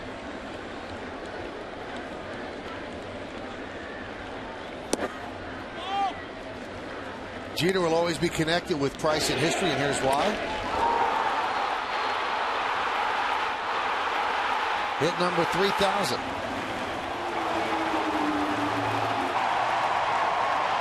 Great moment at Yankee Stadium. Great moment for Derek as well.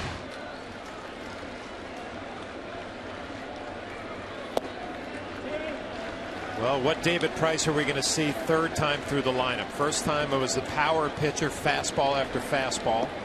Second time through, a lot of off-speed pitches, good change-ups.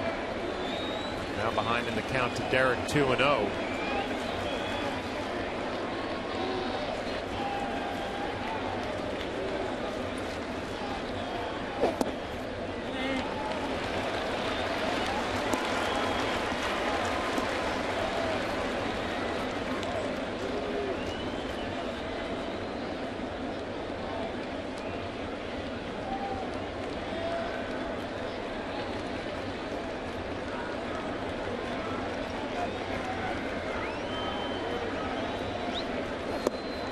And he walks Jeter for the second time. So the Yankees trying to put something together here in the 5th inning. First and second, nobody out. And Jim Hickey goes to the binder. One of the old sayings on the bench was get him in the stretch. When David Price was grooving, he seems to be very comfortable in his windup. But tonight, when he's gotten in the stretch, he seems to have lose his focus or lose command of that fastball a little bit. Nobody out, first and second, and Granderson up. Well, the Yankees have made their living this year hitting balls into the seats. One swing of the bat right back in this ball game. Granderson has struck out twice against Price, but we told you earlier he has 3 home runs against Price in his career.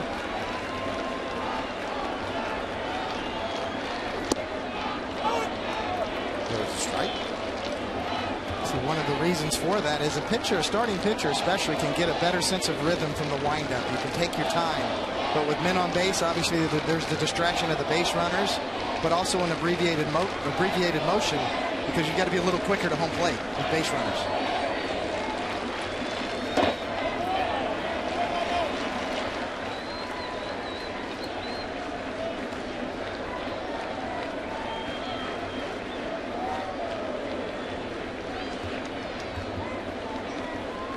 Rays defensively playing it pretty much straight up, unusual for a Joe Madden ball club.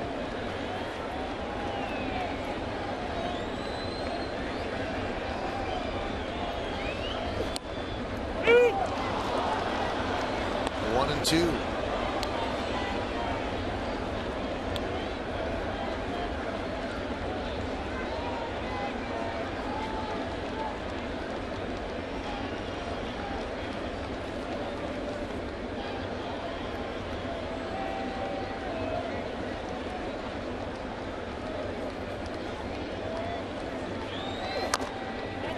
Jumped up and hit Granderson. He fouled off the 97-mile-an-hour pitch. Well, Price obviously has great stuff, but he's not predictable either. I mean, how many lefties against a left-handed hitter? A 1-2 count. I mean, 80% of the time you're going to see a slider off the plate away. He went with a fastball inside to give Curtis something else to think about. That opening, you saw the great Hall screen where you could watch the game. Fouled off again. Back inside again, doubling up with the fastballs in, left on left. Just don't see it a whole lot.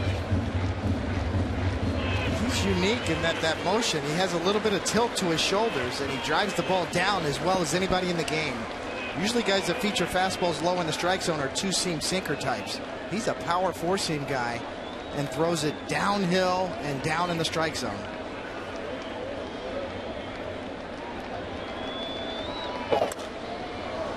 Anderson really battling.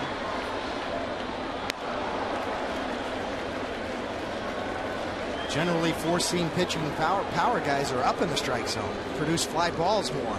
Think Nolan Ryan. Four-seamers up, a lot of fly balls, a lot of swing and misses up the ladder. Think Phil Hughes with his power four-seamer, more effective up and out of the zone. Not David Price. Driving that power fastball down the majority of the time. Strikeout of Granderson. 4 fastballs in a row to pick up the strikeout. I'm sitting up here waiting. When's the slider coming? When's it coming? When's it coming? And it just goes fastball after fastball to Curtis Granderson. And again, David, like you said, finishes down.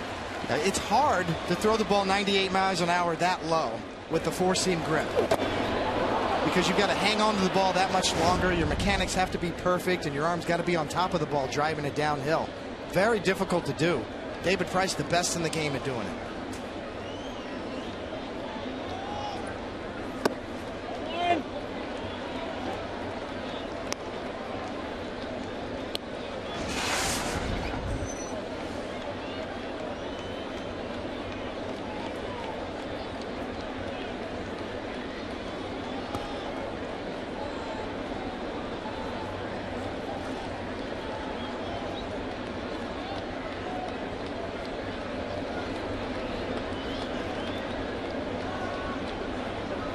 The 1-0. 2-0. They are making Price work as his pitch count creeps up. 87. Although getting into the Rays bullpen is no joyride either. They do a nice job out there. A big contrast with Teixeira batting right-handed. The Rays defensive alignment dead straight up.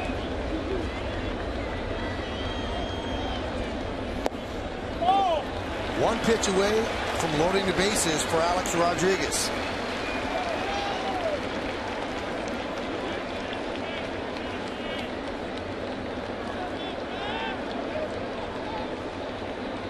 See if Mark has a green light here, 3-0. Price, an aggressive pitcher, probably challenge him.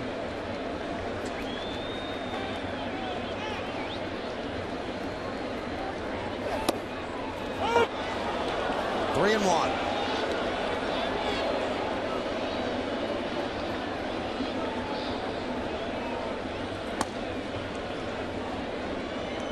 That's where if you mark Teixeira, you got to be sitting on a fastball here.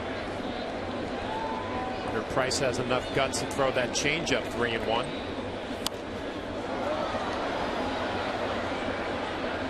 Right at him with a 97-mile-an-hour fastball. Was able to beat him enough to foul it off.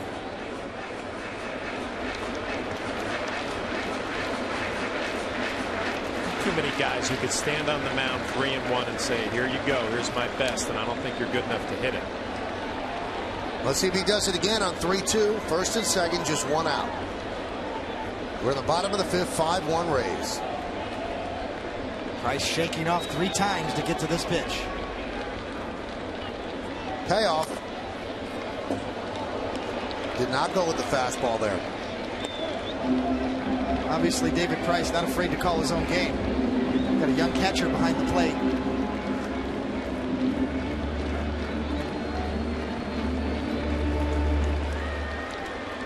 See if he goes back to the fastball here.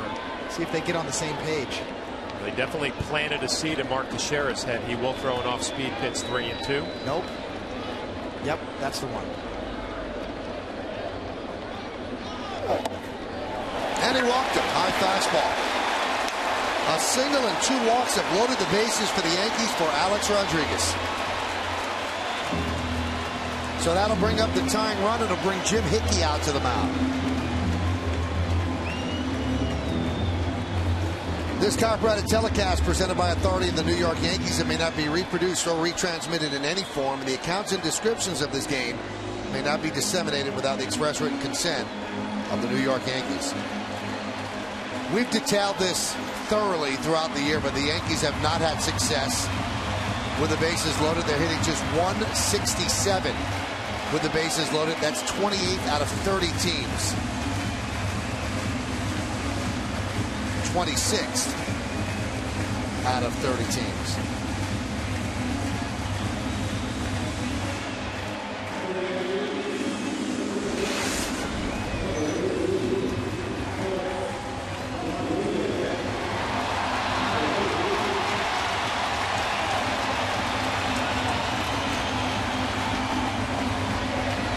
So A-Rod singled in the first and struck out looking in the third.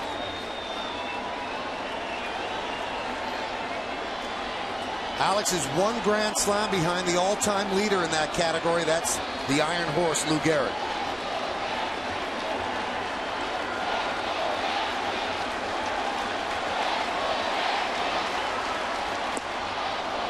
Went off speed.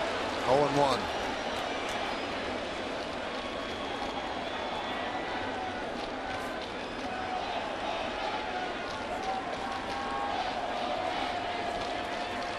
Amazing how one pitch can set up an at bat. You throw an off-speed pitch for a strike, first pitch. Now Alex Rodriguez is thinking. Makes that fastball look a little faster. Pretty fast right there, but inside 1-1.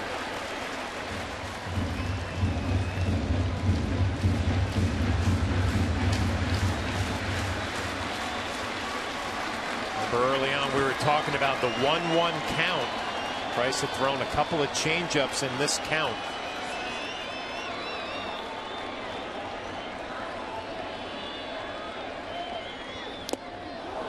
Again, he went off speed. 1-2. It wasn't the changeup. Good slider. Yeah, goes breaking ball, first pitch, fastball in off the plate, and another breaking ball right there. Stark difference in Price there in the breakdowns on counts. When he gets strike one, batters bat 192. When he throws ball one, batters bat 315. Obviously, the first pitch was strike one here. Now he's 1-2. Can do anything he wants.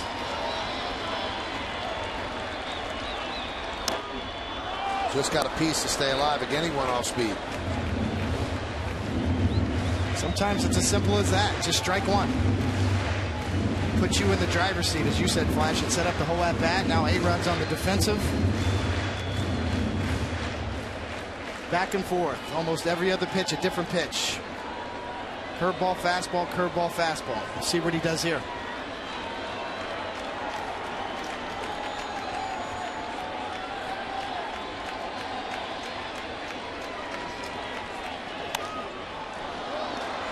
Right in on the hands, and he fights it off to foul it away. Pretty good swing and a pretty good job to foul that pitch off after the breaking balls that have slowed Alex down. It's a fastball up and in. And he's able to fight it off. Sometimes you don't have to get a hit on a pitch like that. You spoil it to see another one, and you hope you get a mistake.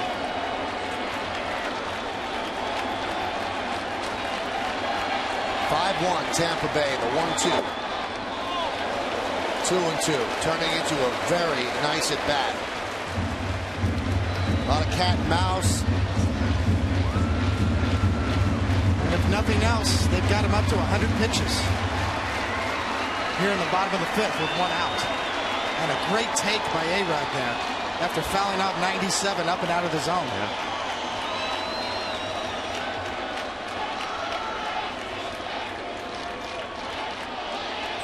The 2-2.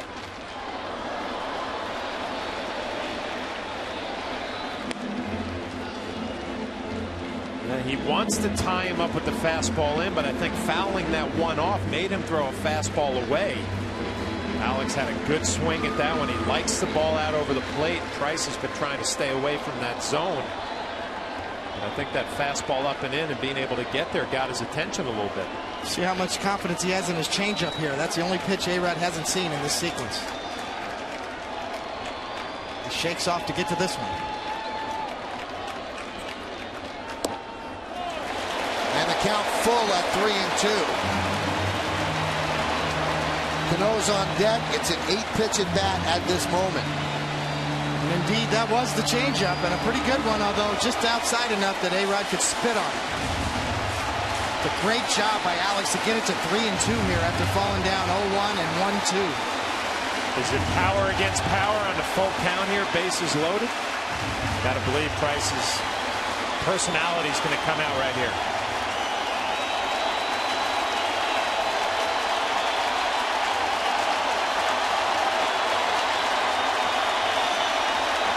The pitch did not come with the fastball, and it's fouled off.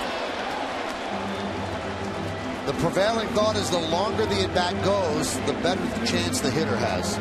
Sometimes I feel like a pitcher makes his pitch and it gets fouled off, or he doesn't get a strikeout and he's almost deflated. That right there was a great 3-2 pitch. Alex Rodriguez able to foul it off. This will be pitch number 10 of the at bat. And the 30th of the inning. Bases loaded, one out. The payoff. Again, another foul ball. Jake McGee, one of the three lefties warming.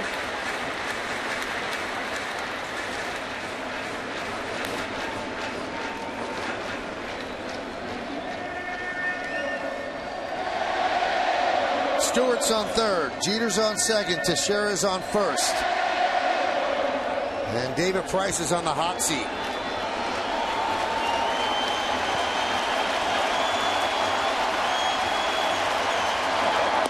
He struck him out. Price wins the battle off speed for the second out. Well, the fans not happy here at Yankee Stadium, but you will not see a better at bat right there between a #1 pitcher in Price and Alex Rodriguez. 3-3-2 breaking balls. And he finally gets one by Alex Rodriguez. What an at bat.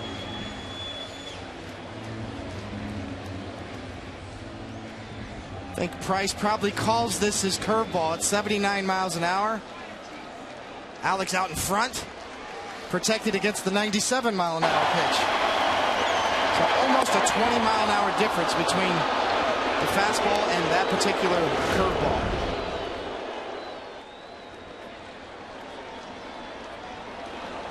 Here's Cano. He's 0 for 2 against Price. Cano has 8 grand slams in his career. With Price obviously on the back end of his pitch count, you don't need a grand slam. You get a single here, you make it 5-3, you take a chance against their bullpen.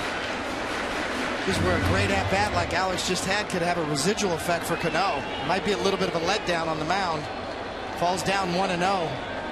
Cano looking for a good pitch to drive. Fastball in on the hands.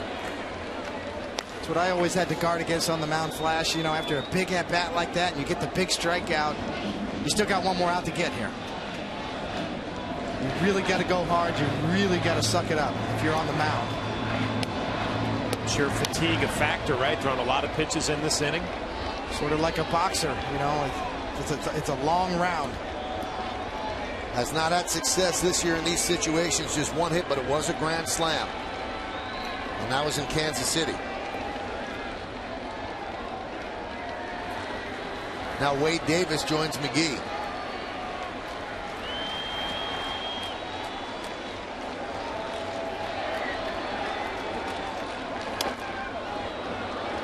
One and two, so he's ahead on Cano. Robbie shaking his head. That was the one. Right down the middle. This is the pitch he's looking for. Lobaton setting up in. It ends up right there. Watch Robbie's reaction.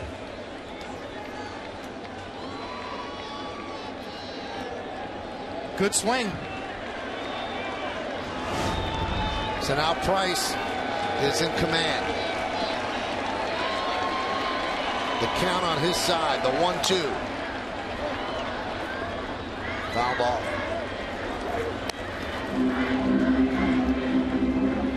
He just keeps coming with that fastball in on the lefties. You're waiting for the breaking ball.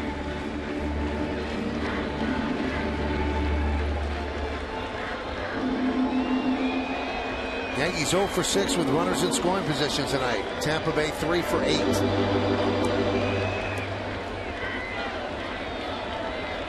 Stewart single. Jeter walked. Teixeira walked. 2 outs. Bases loaded. Bottom of the 5th.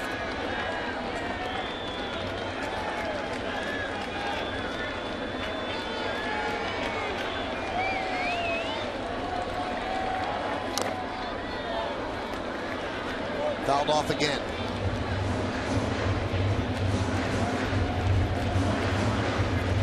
"37 pitches this inning, and that's almost what, David, like a 6-minute round for a boxer? Yes, without a doubt. So Price showing some real guts here. Still sitting at 96, 97 miles an hour with his fastball. He is laying it all on the line here. Probably his last batter. Depending on how far Joe Madden wants to push David Price, this is an important game for the Rays.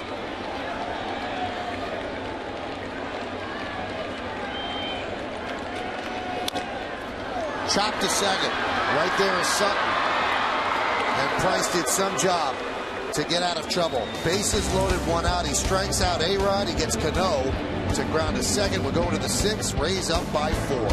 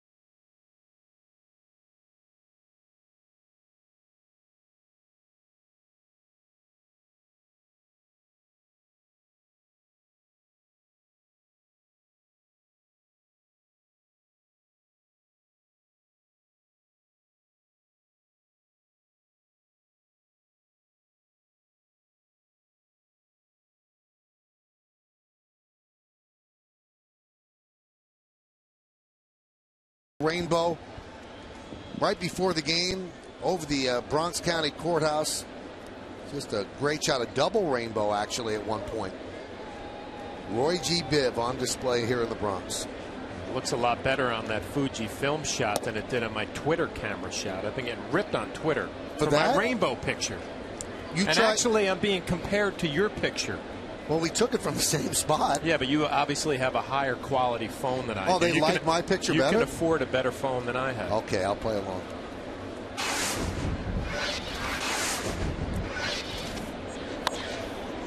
Pena fouls it away. A lot of people asking, David, are you on Twitter? They think you'd be great on Twitter. I tell you, I can't let you have all the fun. You know? I might have to jump in there.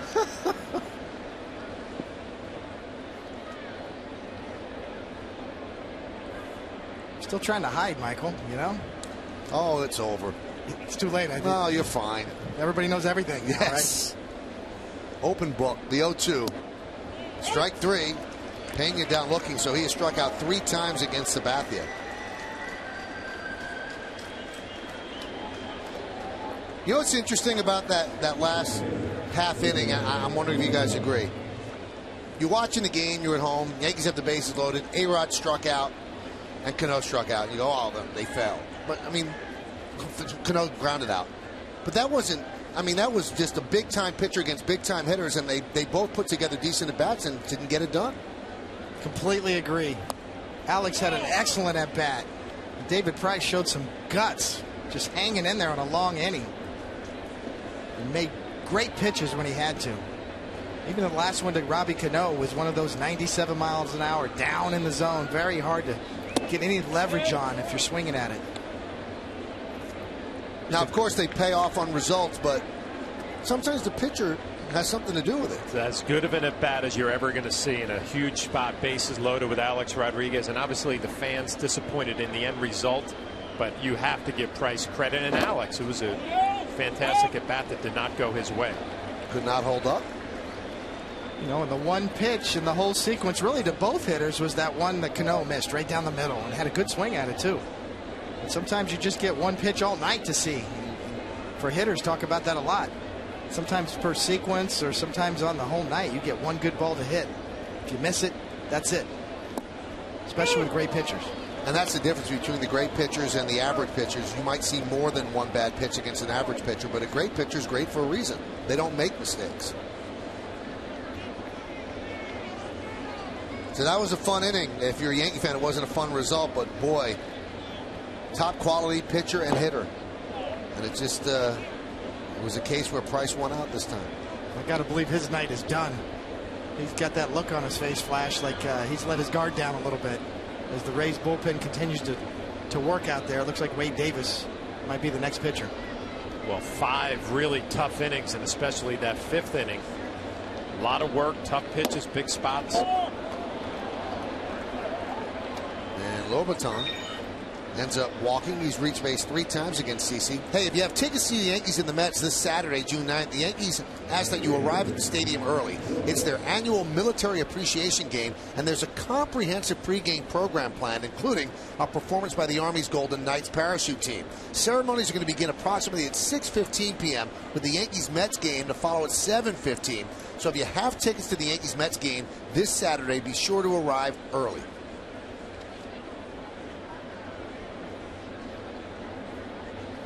Swing and a miss. Long inning for CC to be sitting in the dugout too, watching.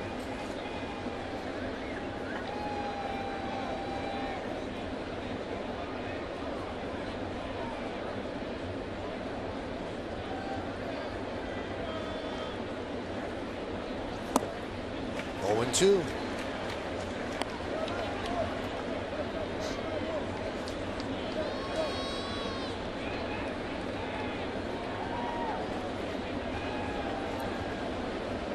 (5-1) Tampa Bay as they try to salvage the final game of the 3-game set.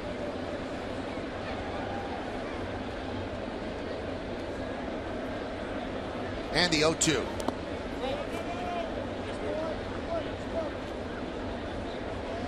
Joyce hanging in there pretty good on Sabathia tonight. He got a hit his last time up off a fastball.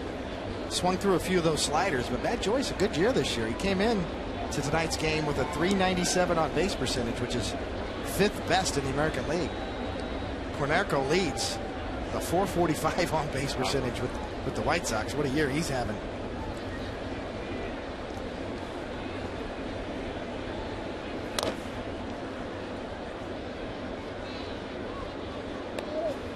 CC approaching 100 pitches, one more, and he's there here in the 6th, and the Yankee bullpen is busy.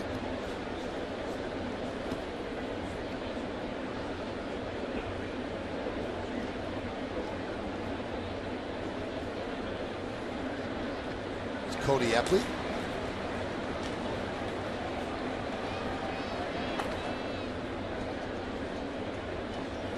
Swing and a miss. Joyce down on strikes. Going to be a big weekend here at the stadium, and yes, has extended Subway Series coverage. It starts tomorrow at 6 with Audi batting practice today, and then the Tri-State Ford pregame. The game's going to be on My 9, so after the game, we come back to ES for the Tri-State Ford extra innings. Again, Saturday, the game's on Fox at night, and we've got extra innings after the game. And Sunday, we'll have complete coverage of the series finale starting at noon, only on Yes. A big, big baseball weekend in New York. How about a big sports weekend in this area? You've got Yankees and the Mets. You've got the Belmont Stakes. I'll have another. We'll try for the Triple Crown. The Devils have forced a Game 5, and that'll be at the Rock in Newark on Saturday. So a lot of stuff happening.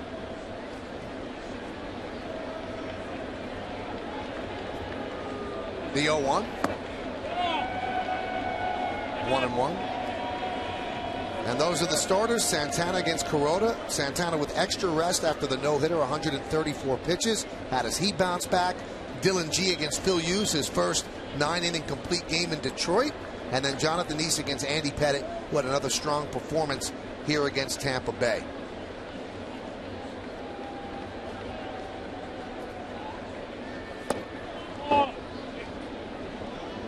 Just me and you, David. That's right. Flash needs a little time off. I think he's a little worn down. He's had a run like Price had that last inning. So. He had the 3 games in Anaheim. He had the games in Detroit. Now these 3. Been phenomenal. Well-deserved rest.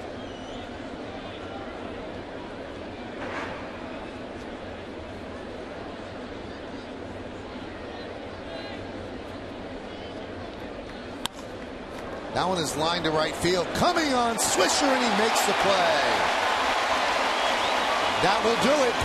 Here in the 6th, no runs, no hits, no errors, and 1 man left. Long run for Nick. He makes the play, and he's going to lead off the bottom of the 6th inning.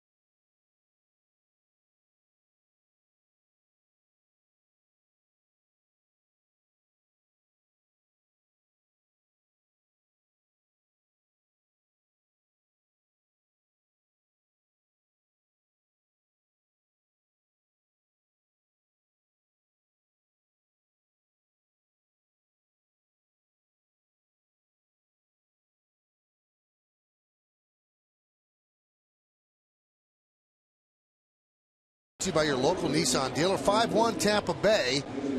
The Rays with 7 hits but 10 strikeouts against Sabathia. Yankees 3 hits and just 1 run against Price. Price 5 innings, 8 strikeouts. Sabathia 6 innings, 10 strikeouts. Drew Sutton with a 2-run double. And Price's night now is over as Joe Madden has to make the call to the bullpen because of Price's pitch count. Call to the bullpen brought to you by AT&T. Now we'll get a look at Wade Davis. Good numbers. 2.45 ERA, less than a hit per inning. 9 walks, 24 strikeouts, and opponents hitting .230 against him.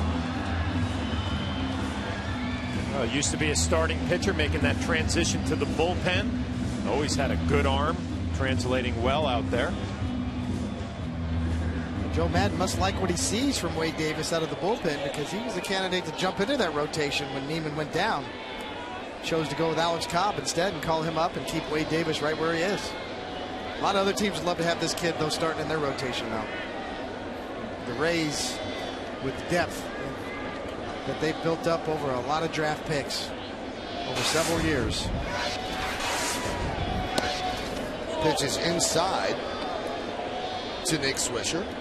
Nick has scored the Yankees' only run. That was in the 2nd inning. He's 1 for 2.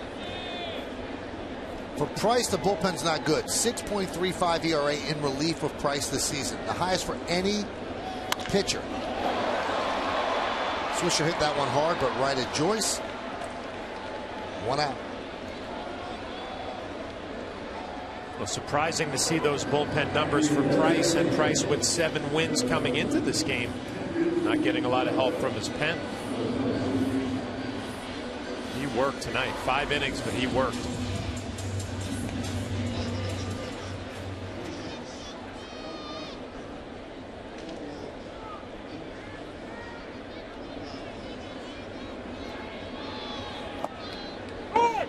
There's a strike to Andrew Jones.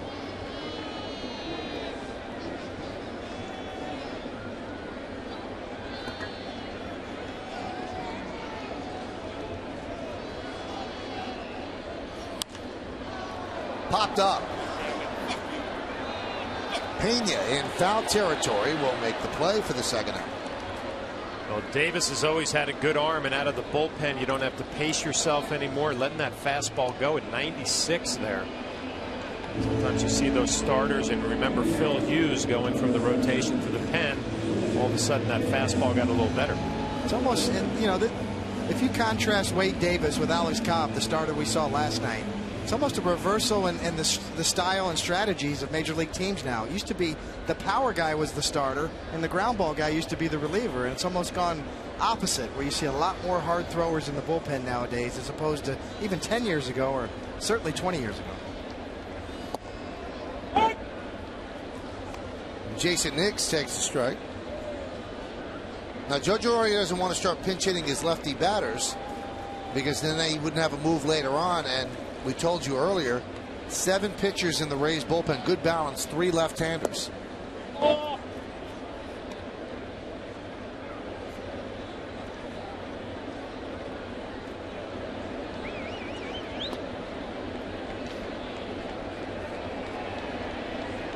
Kevin Long probably talking about what Davis is throwing, what they have in the scouting report. That's a pretty good pitch, 1 and 2. Good stuff. You know, when the Rays are looking to make trades, this guy's name comes up a lot. A lot of teams want this guy, Wade Davis, because of that stuff. That 83-mile-an-hour power curveball right there. Sort of in between a curve and a slider. Strike 3. Nick's down looking. So Wade Davis comes in. The pitch is a 1-2-3 inning. We're going to go to 7th inning at the top of the Rays order. David Price's night is over, but not ours.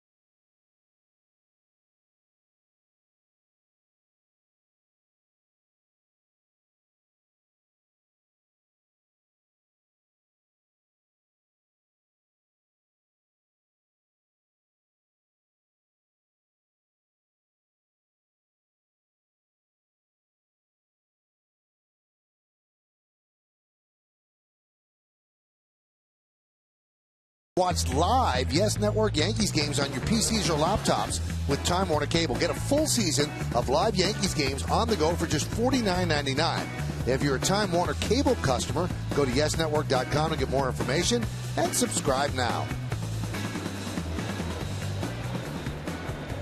CC Sabathia comes out for his 7th inning of work. He's trailing 5-1. He'll face the top of the Rays order, starting with Elliott Johnson. And a strike. Cadillac scoreboard 5-7-1, leading 1-3-1.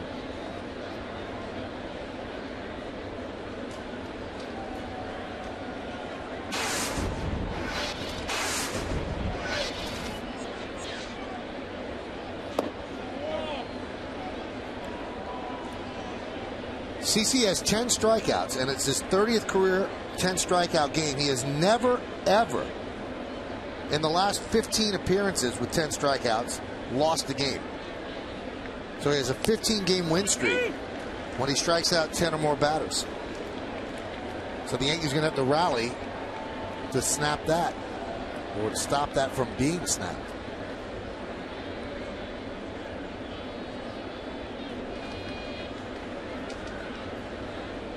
The 1-2.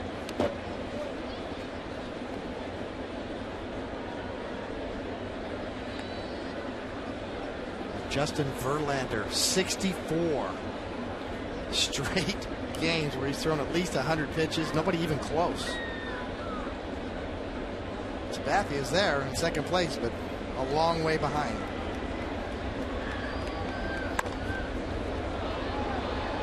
Slicing into the seats.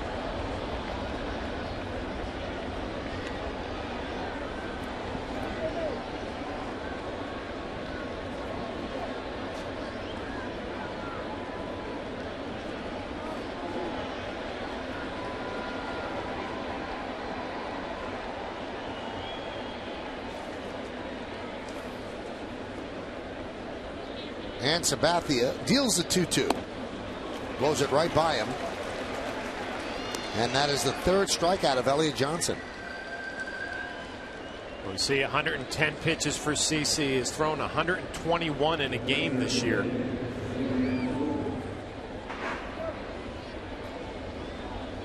.27 in the 4th. That's his highest pitch inning. Had a nice easy 5th with 8.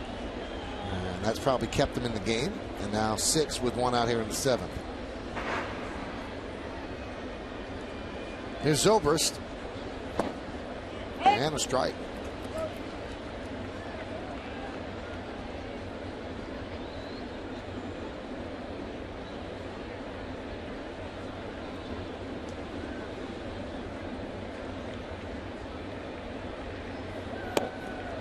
Count 1-1. It's really been the fastball that got him hurt tonight. You know, there was one slider he left on the plate that was hit for a double, but all the other damage was off that fastball. And that last pitch, once again, just hasn't been able to get that ball down and away to right-handed batters.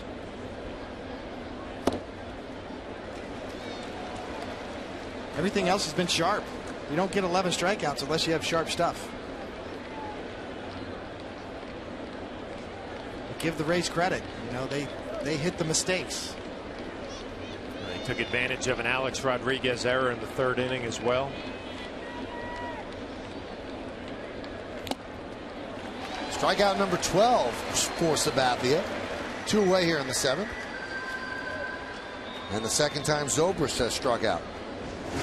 No problem on this side of the plate. You know, the 4-seam grip, the fastball in and up. Right on by Zobrist.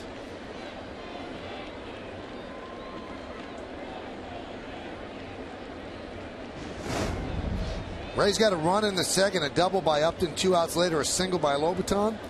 In the 3rd, John mentioned it with 1 out. Elliott Johnson reached base on an Alex Rodriguez throwing error.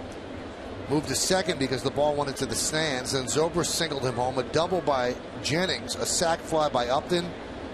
Those are 3 runs right there, 2 in that inning, and then 2 more in the 4th. Single by Lobaton, single by Joyce, and a 2-run double by Drew Sutton. And that's the scoring for the Rays. Yankees, their run came in the 2nd inning, a single by Swisher, a walk to Andrew Jones, Swisher moved to third on a wild pitch and then scored on Chris Stewart's ground ball to second. So the score was tied at 1-1 after 2, and then 2 in the third and 2 in the fourth for Kansas City, and that's where we are.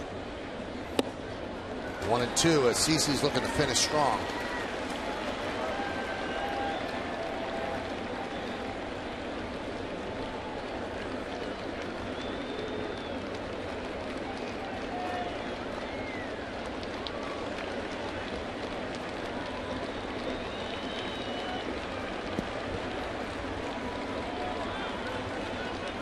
And the 1-2. Spoiled that one.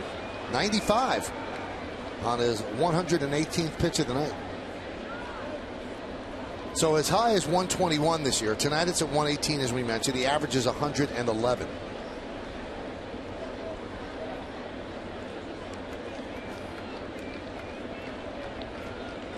Desmond Jennings has had some impressive at-bats, really, all series long since coming off the DL.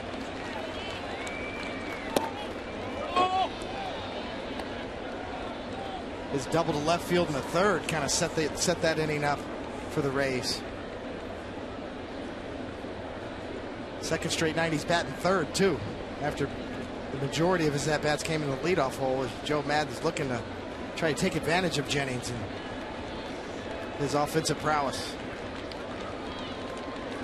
2 balls, 2 strikes, 2 outs. The pitch. Foul bat. Good swing. Fouled straight back. You know, it was Desmond Jennings coming up through the farm system that really allowed the Rays to let Carl Crawford go to Boston. They knew he was coming. They had high hopes for him. Top prospect, great athlete. Carl Crawford, of course, has had his troubles with injuries in Boston. 2-2. Driven out to right field. Deep. Swisher back. He'll make the play on the warning track for the final out of a 1-2-3 inning. So 121 pitches over 7 innings for CeCe. Rays lead 5-1. 7th inning stretch time here at Yankee Stadium, and we'll stay right here on Yes to honor America in the Bronx. And offer a moment of silent prayer as we remember the servicemen and women who are serving our country at home and around the globe. Thank you. Now, join in Kate Smith's rendition of God Bless America.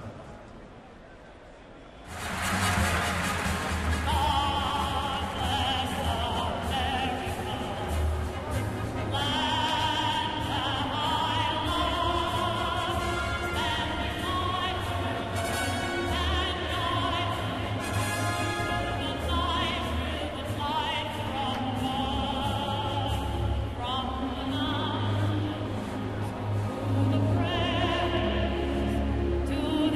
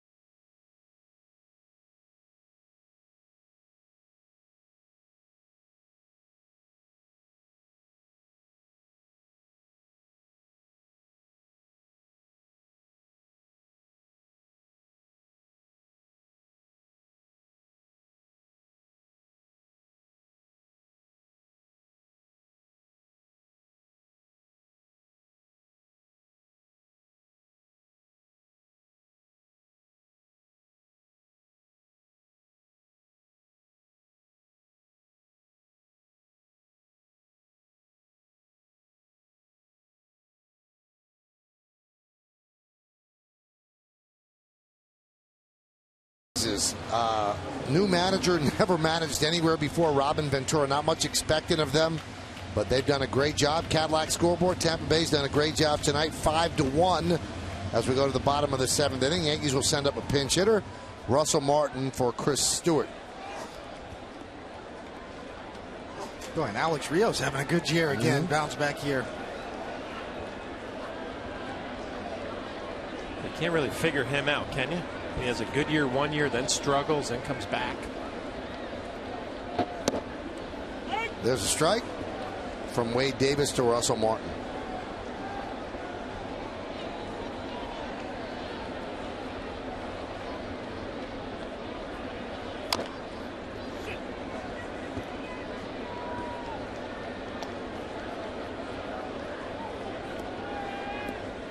Tough assignment for Russell Martin here. You've been sitting around for 6 innings. You're a starting player. You're not used to pinch hitting a whole lot. And the whole 0-2.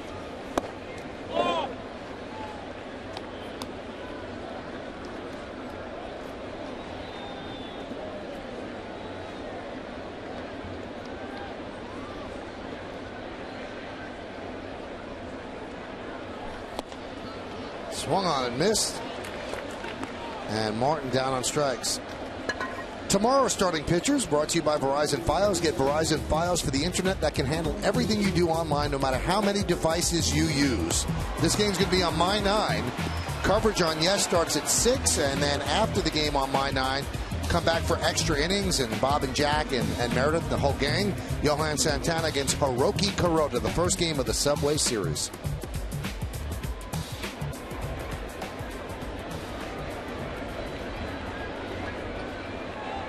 There's Hiroki. Mets are familiar with him from his days with the Dodgers. And Terry Collins, Met manager, said today, no restrictions pitch-wise on Santana. He's not going to let him go 134, but it's not like he's going to hold him back to an 80-pitch outing.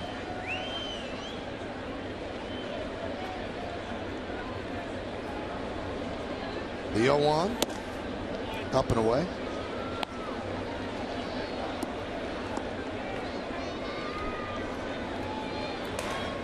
David Phelps in the Yankee pen. Oh, I'm sorry, that's Epley. That's not the long sideburns. My bad. Count 1-2. Davis continues to look impressive here in the 7th inning. That big power 12-6 curveball and a little life on the heater.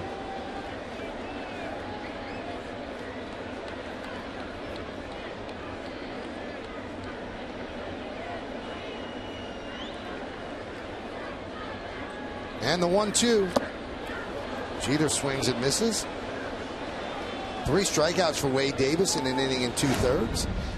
Well, there it is. That's exactly what Flash is talking about. And the thing that makes that pitch so effective, it's right over the heart of the plate. It looks like it's a fastball right down the middle.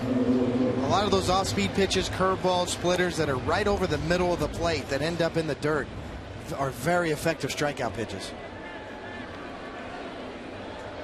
Here's Curtis Granderson. He struck out 3 times against David Price, so he's happy to see him out of there, but no joyride against Wade Davis.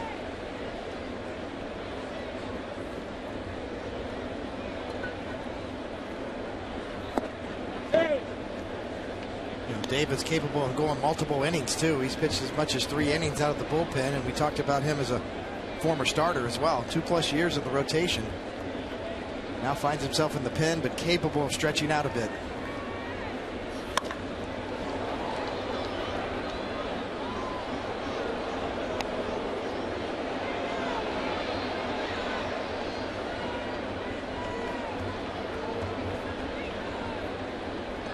Conceivably could get the ball right to Fernando Rodney in the 9th inning if he keeps going well. 2-1. 2-2.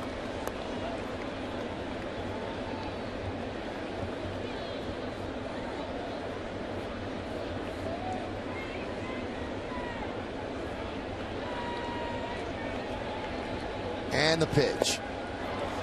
Curtis Granderson strikes out 4 times. The golden sombrero, and that is the 5th time he has done that in his career. Rays lead the Yankees 5-1 as we go to the 8th.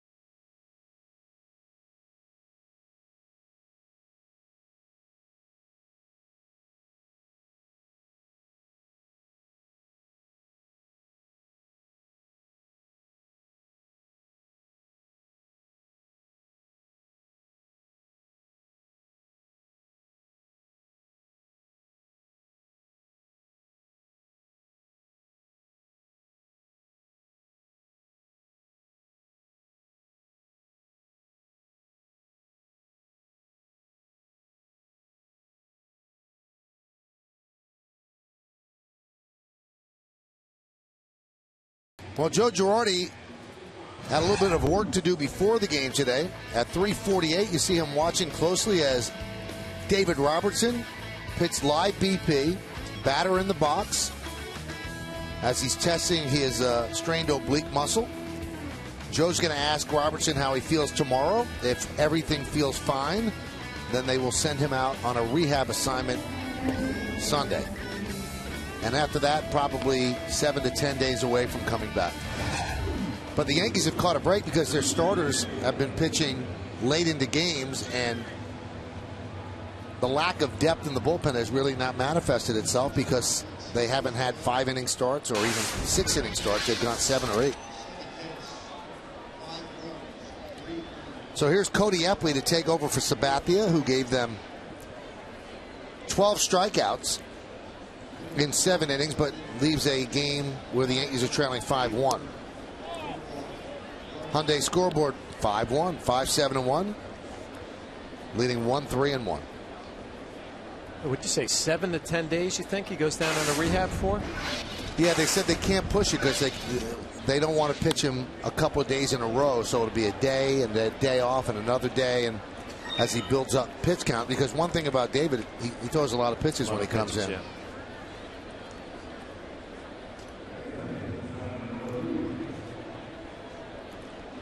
The update on Brett Gardner, he's had some bad weather during his rehab assignment, so they're going to move him to South Carolina, and hopefully he'll get some at-bats there. He did feel some stiffness in the elbow, but nothing alarming where they would shut him down.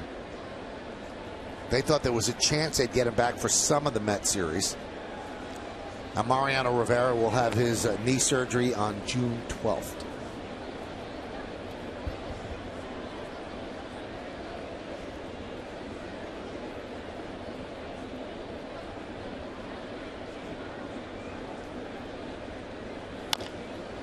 Grounded to A-Rod. There's one. And there's two.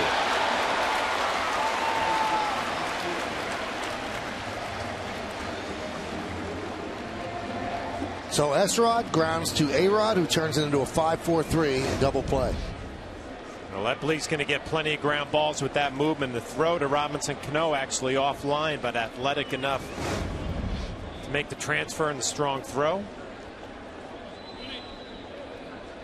So the lefty Pena coming up. Joe's going to go to the bullpen. One other thing, Jabba Chamberlain today on Twitter said that he did throw off a mound, and he said, I'm going to be back. I am going to be back. He says he's going to throw off tomorrow, and he told all of his Twitter followers that. What a boost that could be to the bullpen to get Jabba back maybe in August.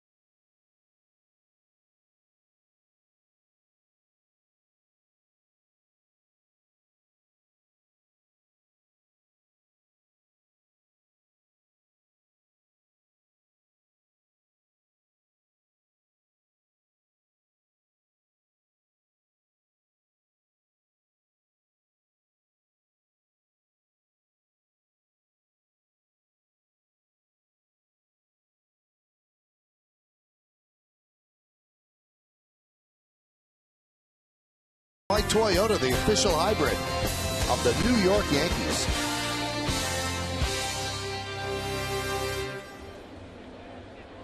Clay Rapata comes on to face Carlos Pena, who swings at the first pitch and lofts it to left field. Jason Nix is there for the final out. No runs a hit, no errors, and nobody left on base. We're going to go to the bottom of the 8th inning. The heart of the Yankee order is coming up. Teixeira, A-Rod, and Cano.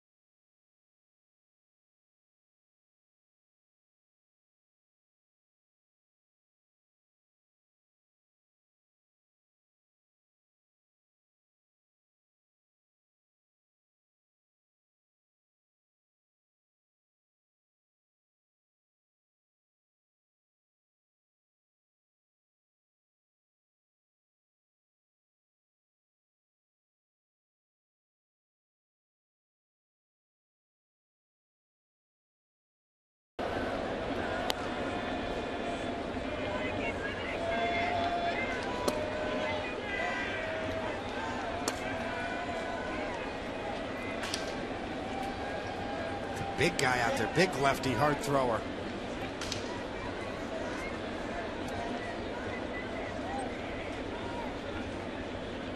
Two-two. Lined into center field, but right there is Upton. One away. And we used to joke on the bench. It looks like he left the coat hanger in his jersey. Jake McGee, you know, he forgot to take the coat. That's just a broad-shouldered, hard-throwing lefty right there. That's an old baseball joke. So yeah, sometimes you get those guys out there. You know, it looks like, you know, you put your jersey on, you slipped it over your head, and you forgot to take the coat hanger out.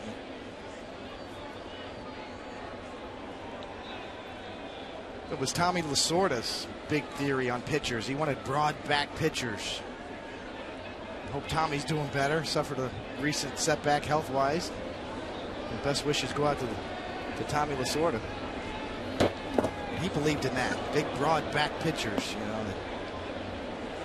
He thought they were more durable. And use your back muscles. Mow your neck. That was Tommy Lasorda. Jake McGee. Tommy Lasorda would love him.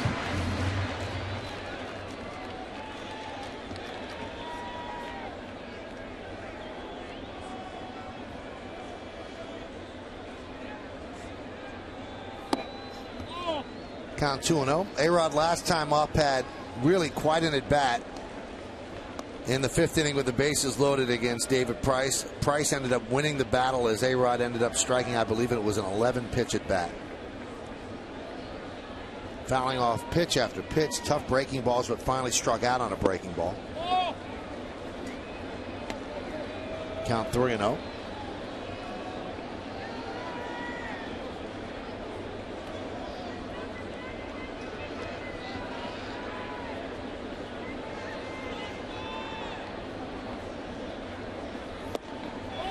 And he ends up walking. 1 on, 1 out. Today would have been the 65th birthday of Thurman Munson. In Yankee fans' hearts and minds, forever frozen in time. Died in a plane crash August 2nd, 1979. But the name Thurman Munson, the number 15, still resonates with Yankee fans. They showed some video because today's his birthday on the board. And you get a huge ovation from kids that weren't even born when he played, but obviously the name and the way he played the game was passed down from father to son.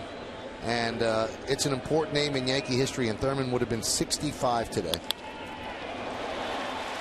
As Cano lines one to center field.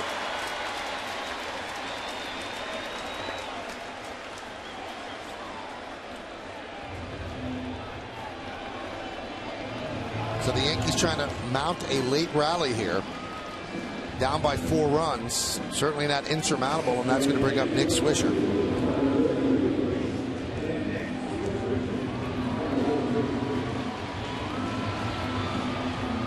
So Joe Maddon's going to bring in the right-hander now to swing Swisher around to the left side. Play the shorter part of the park. But he's going to bring on Peralta to face Swisher. So the Yankees have runners on first and second with 1 out in the 8th. They're down 5-1. Stay right here.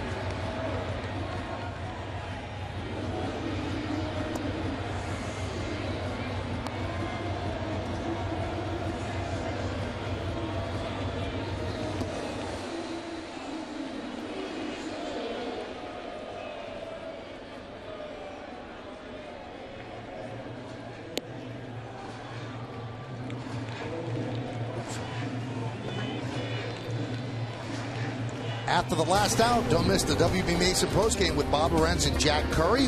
Get a complete breakdown of tonight's series finale. Plus, Meredith Morakovitz gets the reaction from the clubhouse and also Joe Girardi's manager's report. It's the WB Mason postgame, and it's only on Yes.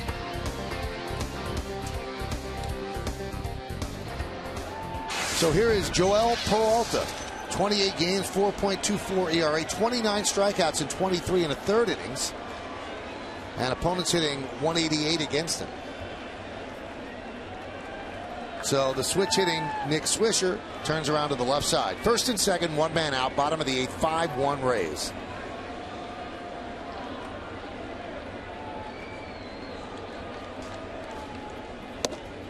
Kind of a wave through the zone for Swisher.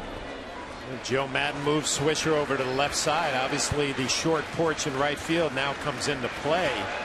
And Nick hitting .270 against right-handers with 7 home runs, only .191 against lefties with 1 home run, but not great numbers against Peralta. I'm assuming this is what Madden is thinking. 2 for 12.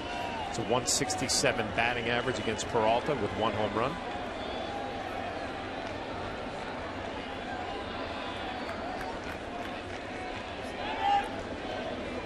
Interesting choice. You're right, Flash. You juggle the numbers. You can kind of paint them any way you want, but Yankees looking for an extra base hit here. Swisher, 50% coming into this game. 50% of all his hits were of the extra base variety. And that's exactly what they're looking for now.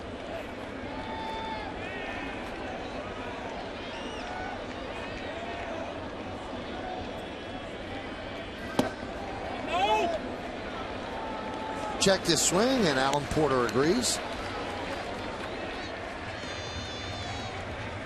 Lobaton behind the plate. You're thinking about that one pitch you want to stay away from, or that one location would be probably down and in, where one swing at the bat could get the Yankees right back in the game.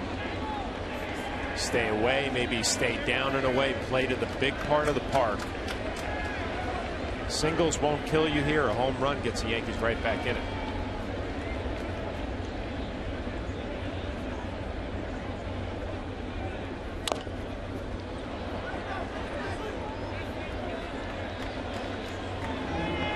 Count 1-2. Crowd of 39,891 at the stadium. I've seen the Yankees go hitless with runners in scoring position tonight.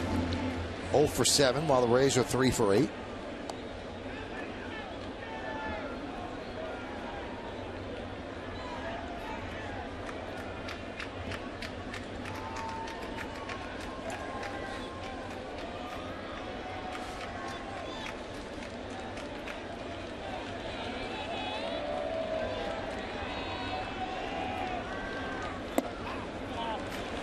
Count 2-2.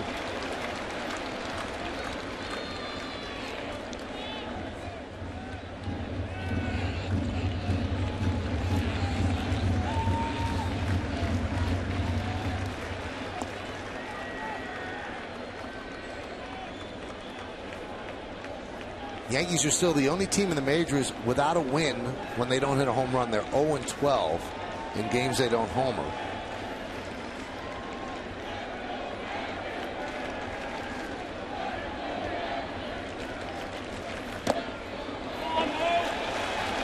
Swisher has worked it full. Andrew Jones on deck. Another good at bat. Battling back into the count. Joel Peralta this year has inherited 20 base runners from pitchers he's replaced, and 40% of those have scored 8. That's the 6th highest in the American League. So not a great job of damage control, although his overall numbers are pretty good. And he's crafty. He'll throw a changeup, a slider. He'll throw any pitch at any time. I would expect off speed here as he shakes off twice on Nick Swisher.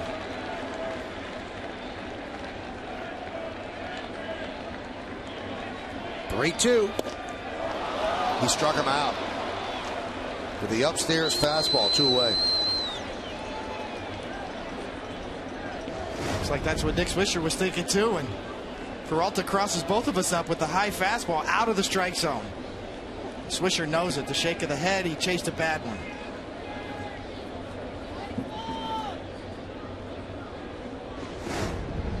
Yankees will send up a pinch hitter for Andrew Jones. They've got Chavez on the bench. They've got Ibanez, and that's who it'll be. It'll be Ibanez.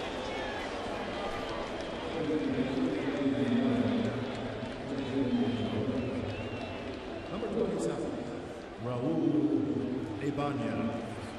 Number 27.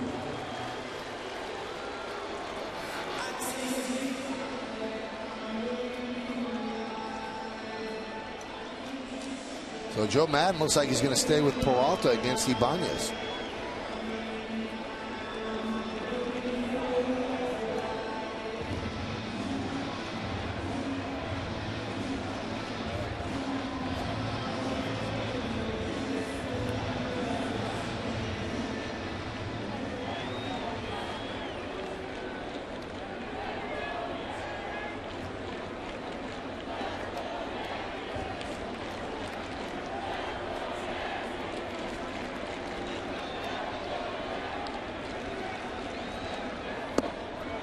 There's a strike to Ibanez.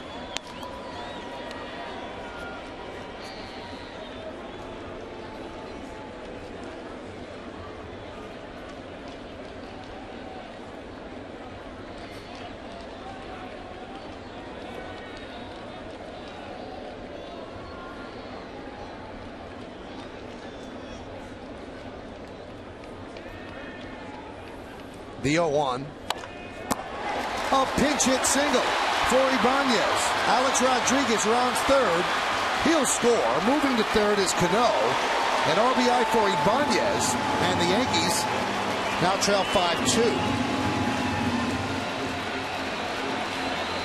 Nice job by Ibanez coming off the bench and making sure you get some sort of a pitch up in the zone to drive it right back up the middle. Take a look. Maybe looks like a split changeup, kind of hangs up in the zone. Single right back up the middle. 2-out knock. RBI base hit. Runner in scoring position tonight.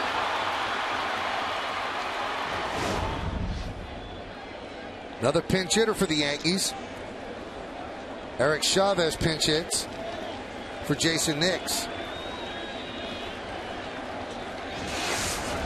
2 for 5 against Peralta with 1 home run. A home run ties the game here.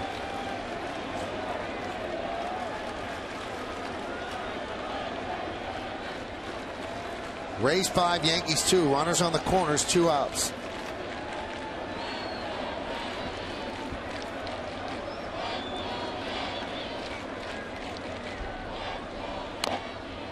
Check swing and fouled off.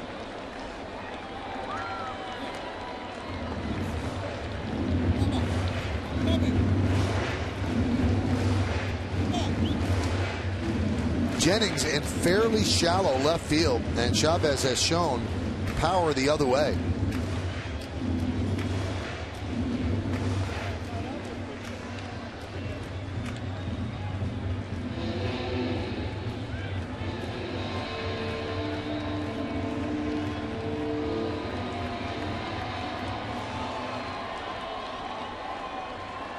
Fourth pitcher used by Madden. David Price started, then Wade Davis, Jake McGee, and Joel Peralta.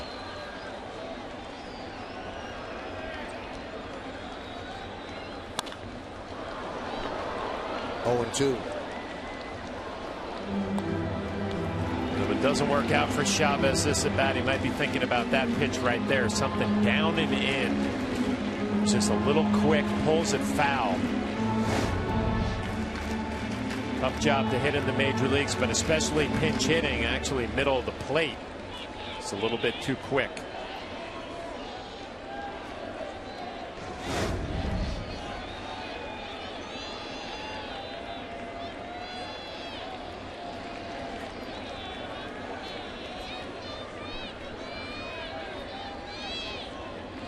The 0-2. 1-2.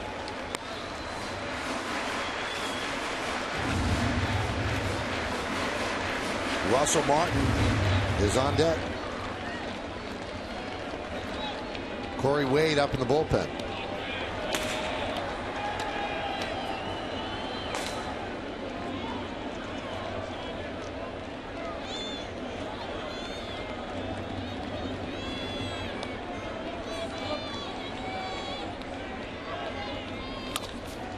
Grounded right to Pena. He steps on the bag, and that will do it. But the Yankees get 1 run back on 2 hits, no errors, and 2 men left on base. We played 8 full here at the stadium. Yankees trailing 5-2, and Jose Lobaton will lead it off.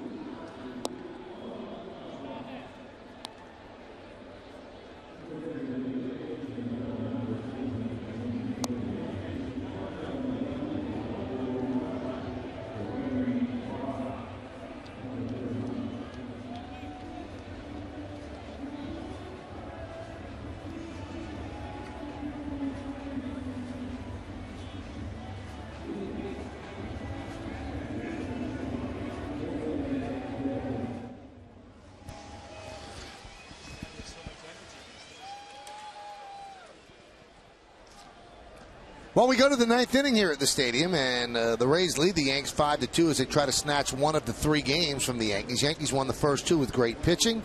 CC Sabathia had good stuff tonight, but the Rays got to him for 5 runs over 7. Rapata, the Yankees' 3rd pitcher, deals a strike to Lobaton, who's 2 for 2 with a walk, a ribby, and a run scored. Jose Molina caught the first 2 games for the Rays.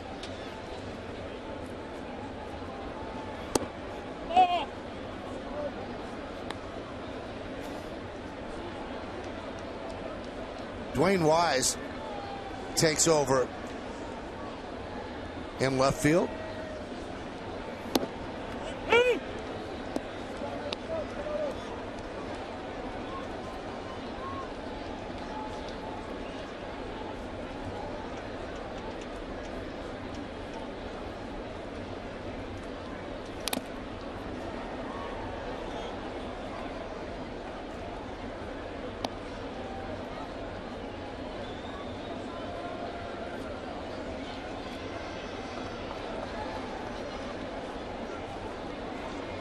Fernando Rodney, the closer with the tilted hat, is ready.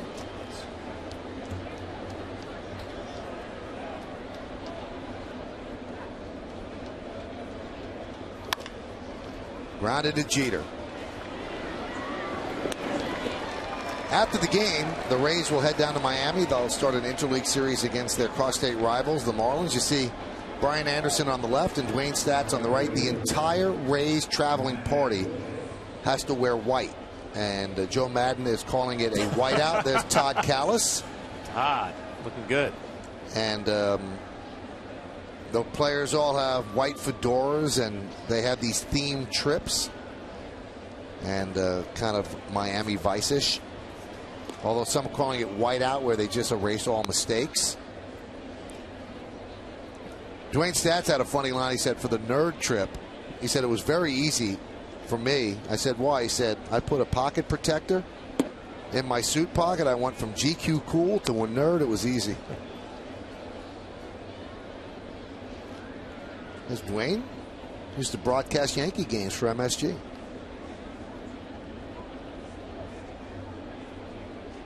And it's Dwayne's voice you hear on the play-by-play of the Jim Abbott no-hitter.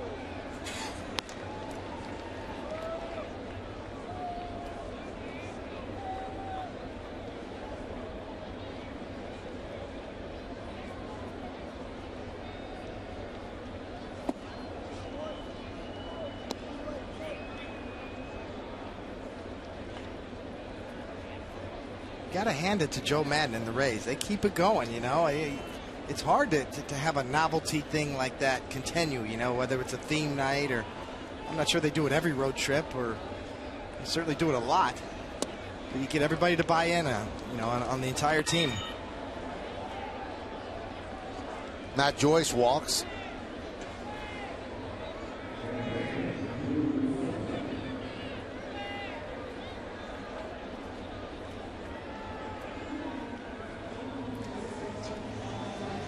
So with Drew Sutton coming up, Joe Girardi is going to go back to the bullpen. He wanted Rapata in there to get the lefty swinging Joyce, but Joyce walked. Yankees want to hold it right here at 5-2, so they go back to the pen, and you come back to us.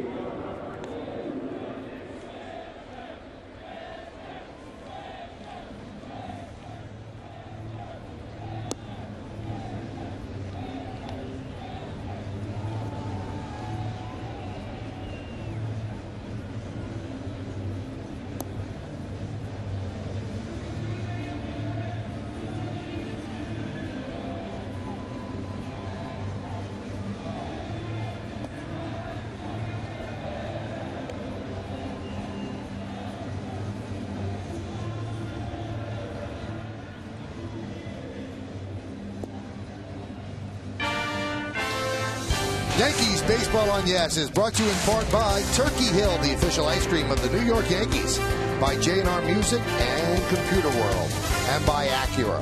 Acura Advance.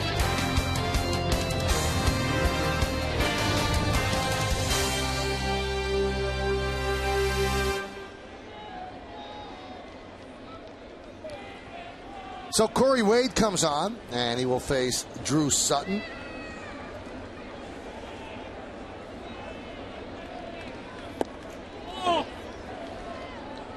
Sutton is a switch hitter, so they move him around to the left side. 24th game for Corey Wade. Just 21 base runners in 24 and 2/3 innings. Opponents hitting under 200.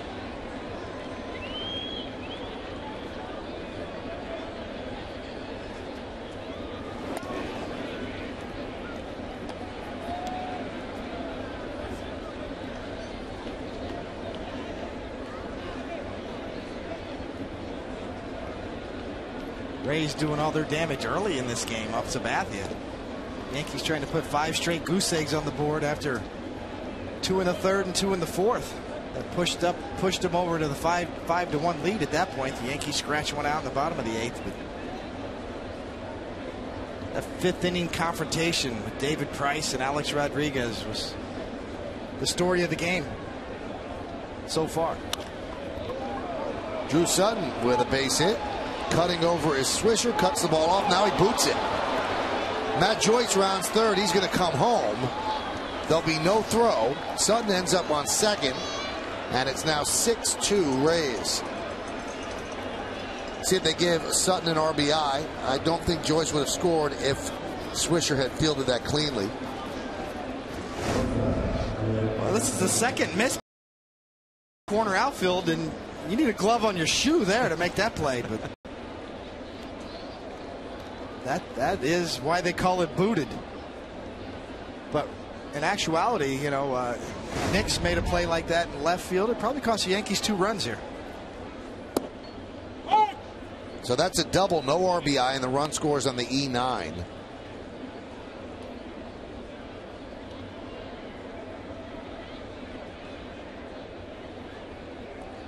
Elliott Johnson 0 for 4 with 3 strikeouts. But he did reach on a throwing error by A-Rod. And that one is served in the left center field. That's going to be trouble. It splits the outfielders, and it rolls to the warning track where it's cut off by Wise, scoring easily as Sutton, an RBI double for Johnson. And the Rays pulling away. They now lead the Yankees 7-2.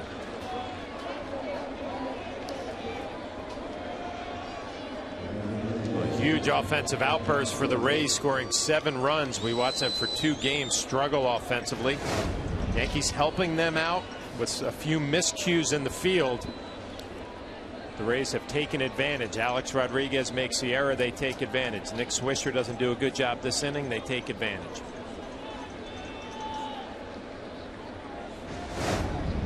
Here's Ben Zobrist. Pitch outside.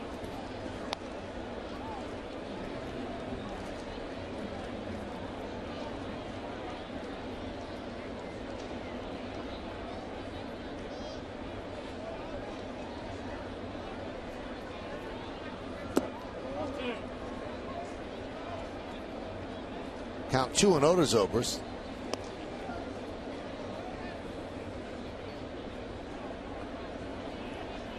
J.P. Howell is up. No longer a save situation, so Rodney not likely to come in. And the count 3-0. You know, we talked about the Subway Series this weekend and the Mets coming in, and one break the Yankees get is they don't have to face R.A. Dickey, who's probably a candidate to start the All-Star game for the National League. The way he's pitching, he is on some kind of a roll, and again today a great game, besting Cole Hamels in Philly. 9-1 after today. 2.44 ERA. Did not allow an earned run. 81 innings, 65 hits. He's been great. Leads the majors in wins. And a walk to Zobrist. Yankees will face Santana, G, and Neese.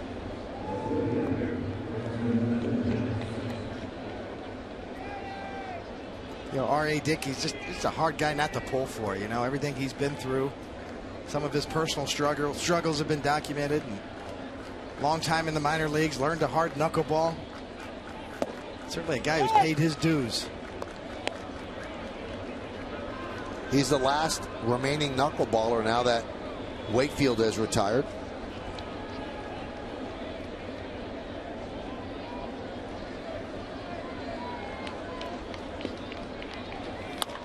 You would think that more people would throw it. I was talking to Terry Francona today, and he said there might not be another one. He said it's hard to master and it's harder to catch. He said it's hard to hold on runners. It's hard to keep the running game down. He said I'm not sure you're going to see a lot of them.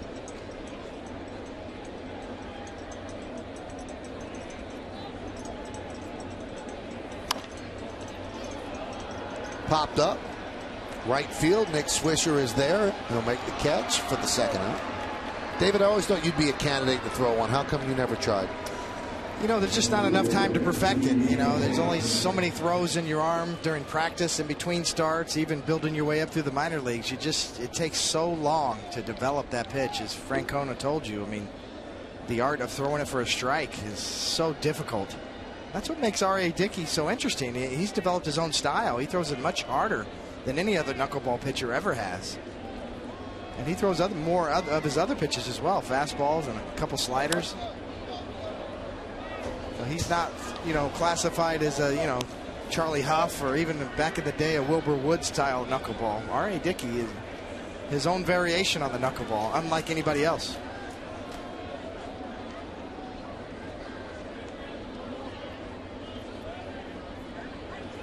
John, we always joke that Tim Wakefield sent you up to the broadcast booth, but that was in that spring training with the Red Sox. Did you ever catch a knuckleballer other than him? Dennis Springer used to pitch for the Angels and the Devil Rays. But his knuckleball kind of rolled. You know, it was a rolling knuckleball, and it was easy to catch, which obviously is bad news for him, because if it's easy to catch, it's going to be easier to hit. But David, you mentioned R.A. Dickey with the hard knuckleball. Tim Wakefield would throw a hard one, and then he would back it up with a slower one. Tough to hit, tough to catch.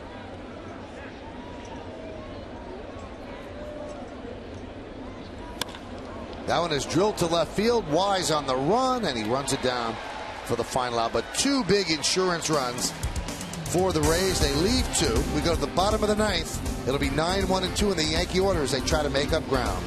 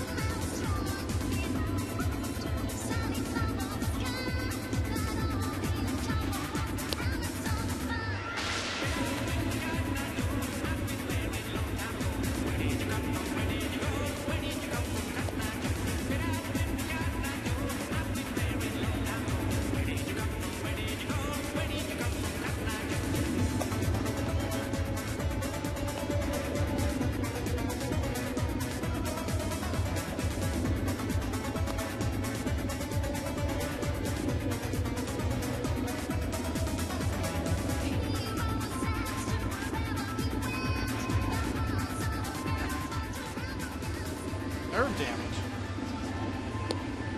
Wow. We go to the bottom of the ninth inning here at the stadium. Most of the crowd of 39,891 making their way home. And a new pitcher for the Rays is going to be J.P. Howell.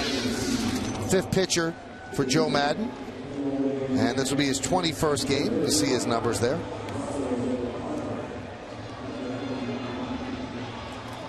Yankees have won 10 of their last 13, but they have struggled tonight. It'll be Martin, Jeter, and Granderson against J.P. Howell. Martin pinch hit for Stewart in the 7th inning. He struck out.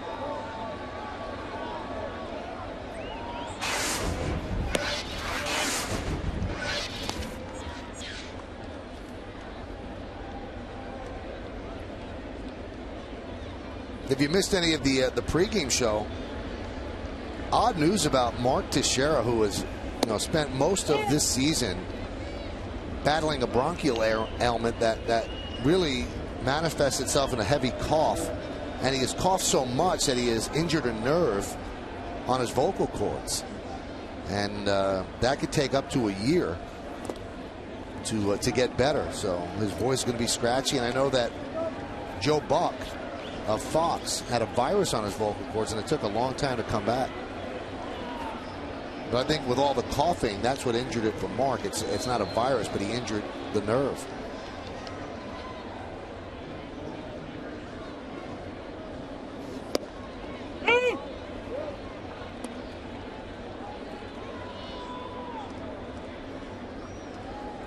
He's got a legitimate reason now, an excuse to just turn down all interviews.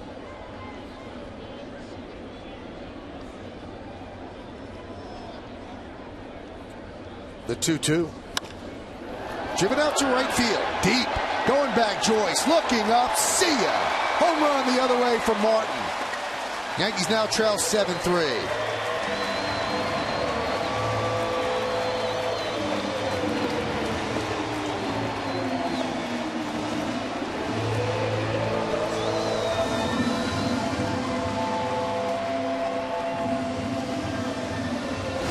Russell Martin, this is a great sign when you can stay back on a curveball 78 miles an hour and drive it the other way. That's when you know your swing's locked in. That's a 6th homer of the year. Easily out here to right field on an off-speed pitch.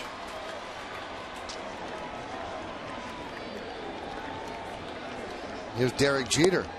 And there's a strike. Here's the Coors Light cold hard blast. Into the night. It's nice to see he didn't get the start tonight. He's been swinging the bat better lately, and he's able to continue it with a pinch hit appearance. Struck out his first at bat, now hits that home run. You keep that positive offensive stroke going. Take that right into the Subway Series.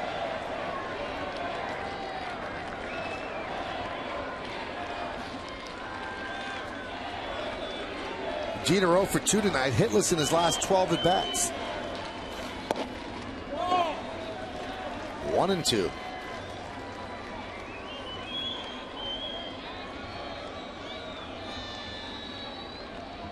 Howell has that unorthodox delivery that makes him tough. He kind of jumps at the hitter.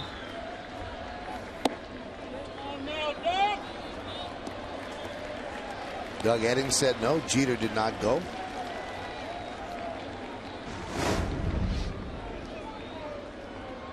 Good call.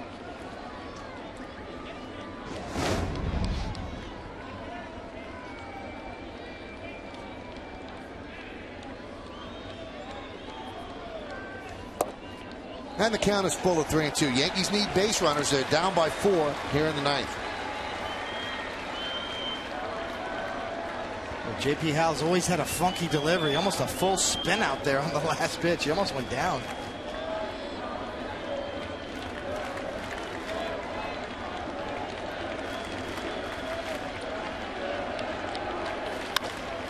Ground ball is short. Elliott Johnson gets Jeter. 1 out here in the 9th. So Derek 0 for 3 with 2 walks. And Fernando Rodney getting ready just in case.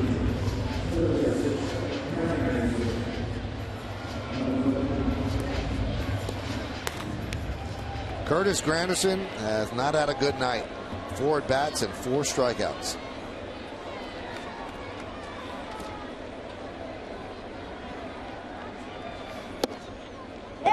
And a strike.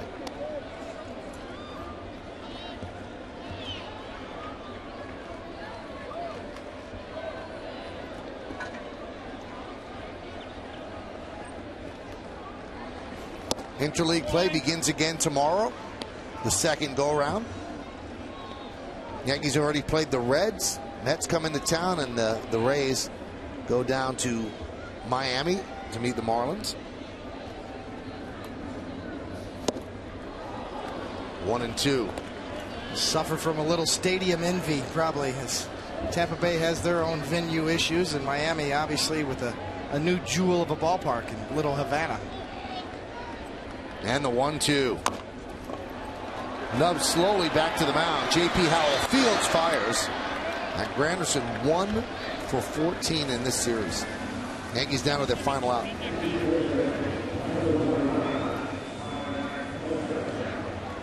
A small victory for courtesy of Voigt's 5 strikeouts in the game. And here is Teixeira, Yankees' last hope. Rays scored a run in the second. Yankees answered back with a run of their own in the bottom of the inning. Then 2 for the Rays in the third, 2 in the fourth, and 2 in the ninth, while the Yankees with 1 in the eighth and 1 here in the ninth inning.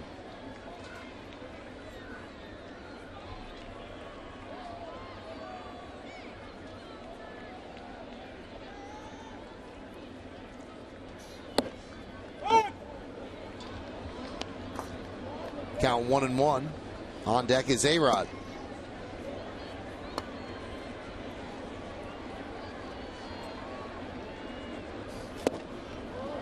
One and 2. Now down to their final strike. It's really the first time that David Price has gotten support from his bullpen, even though the Howell's given up 2 here in the ninth. Really picked him up because he only went 5 innings. So 6th, 7th, and 8th scoreless innings out of the bullpen. Really picked up Price. His pitch count was up through 5. Gave the Rays a chance to tack on some more runs. Wade Davis was impressive. Power righty out of the pen.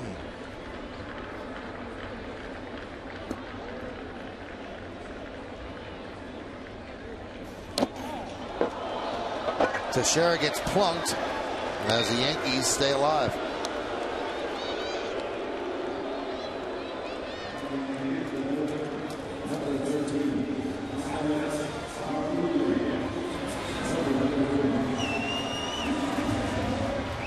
So with A-Rod due up, Joe Madden doesn't want to take any chances. He's going to go to his closer, Fernando Rodney. Yankees are trailing this one 7-3. Runner on first base, 2 outs, and A-Rod coming to the plate.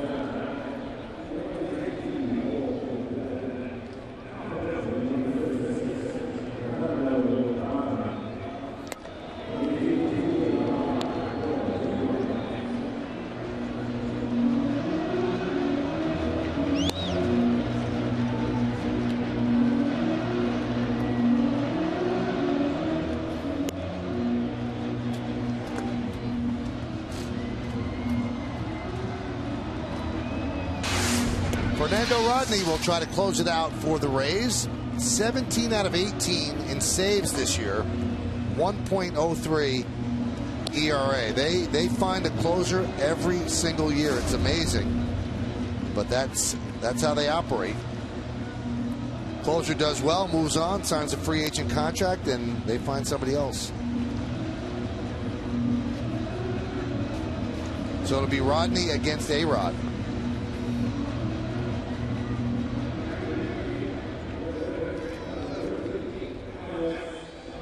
Fernando Rodney going with the old crooked hat trick. Very deceptive, Flash. Looks like he's looking in the dugout. He's always had good stuff. I'm impressed with only 4 walks.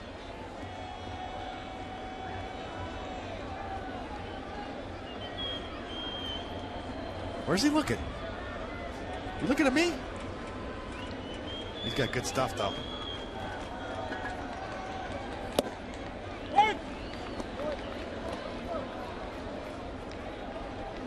This season, Rodney 2-0 has not allowed a run and saved 2 games.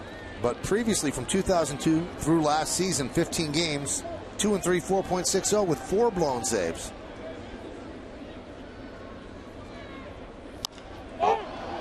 High pop-up. Shallow right. Matt Joy's coming on, and he will put it away, and the Yankees lose this one 7-3.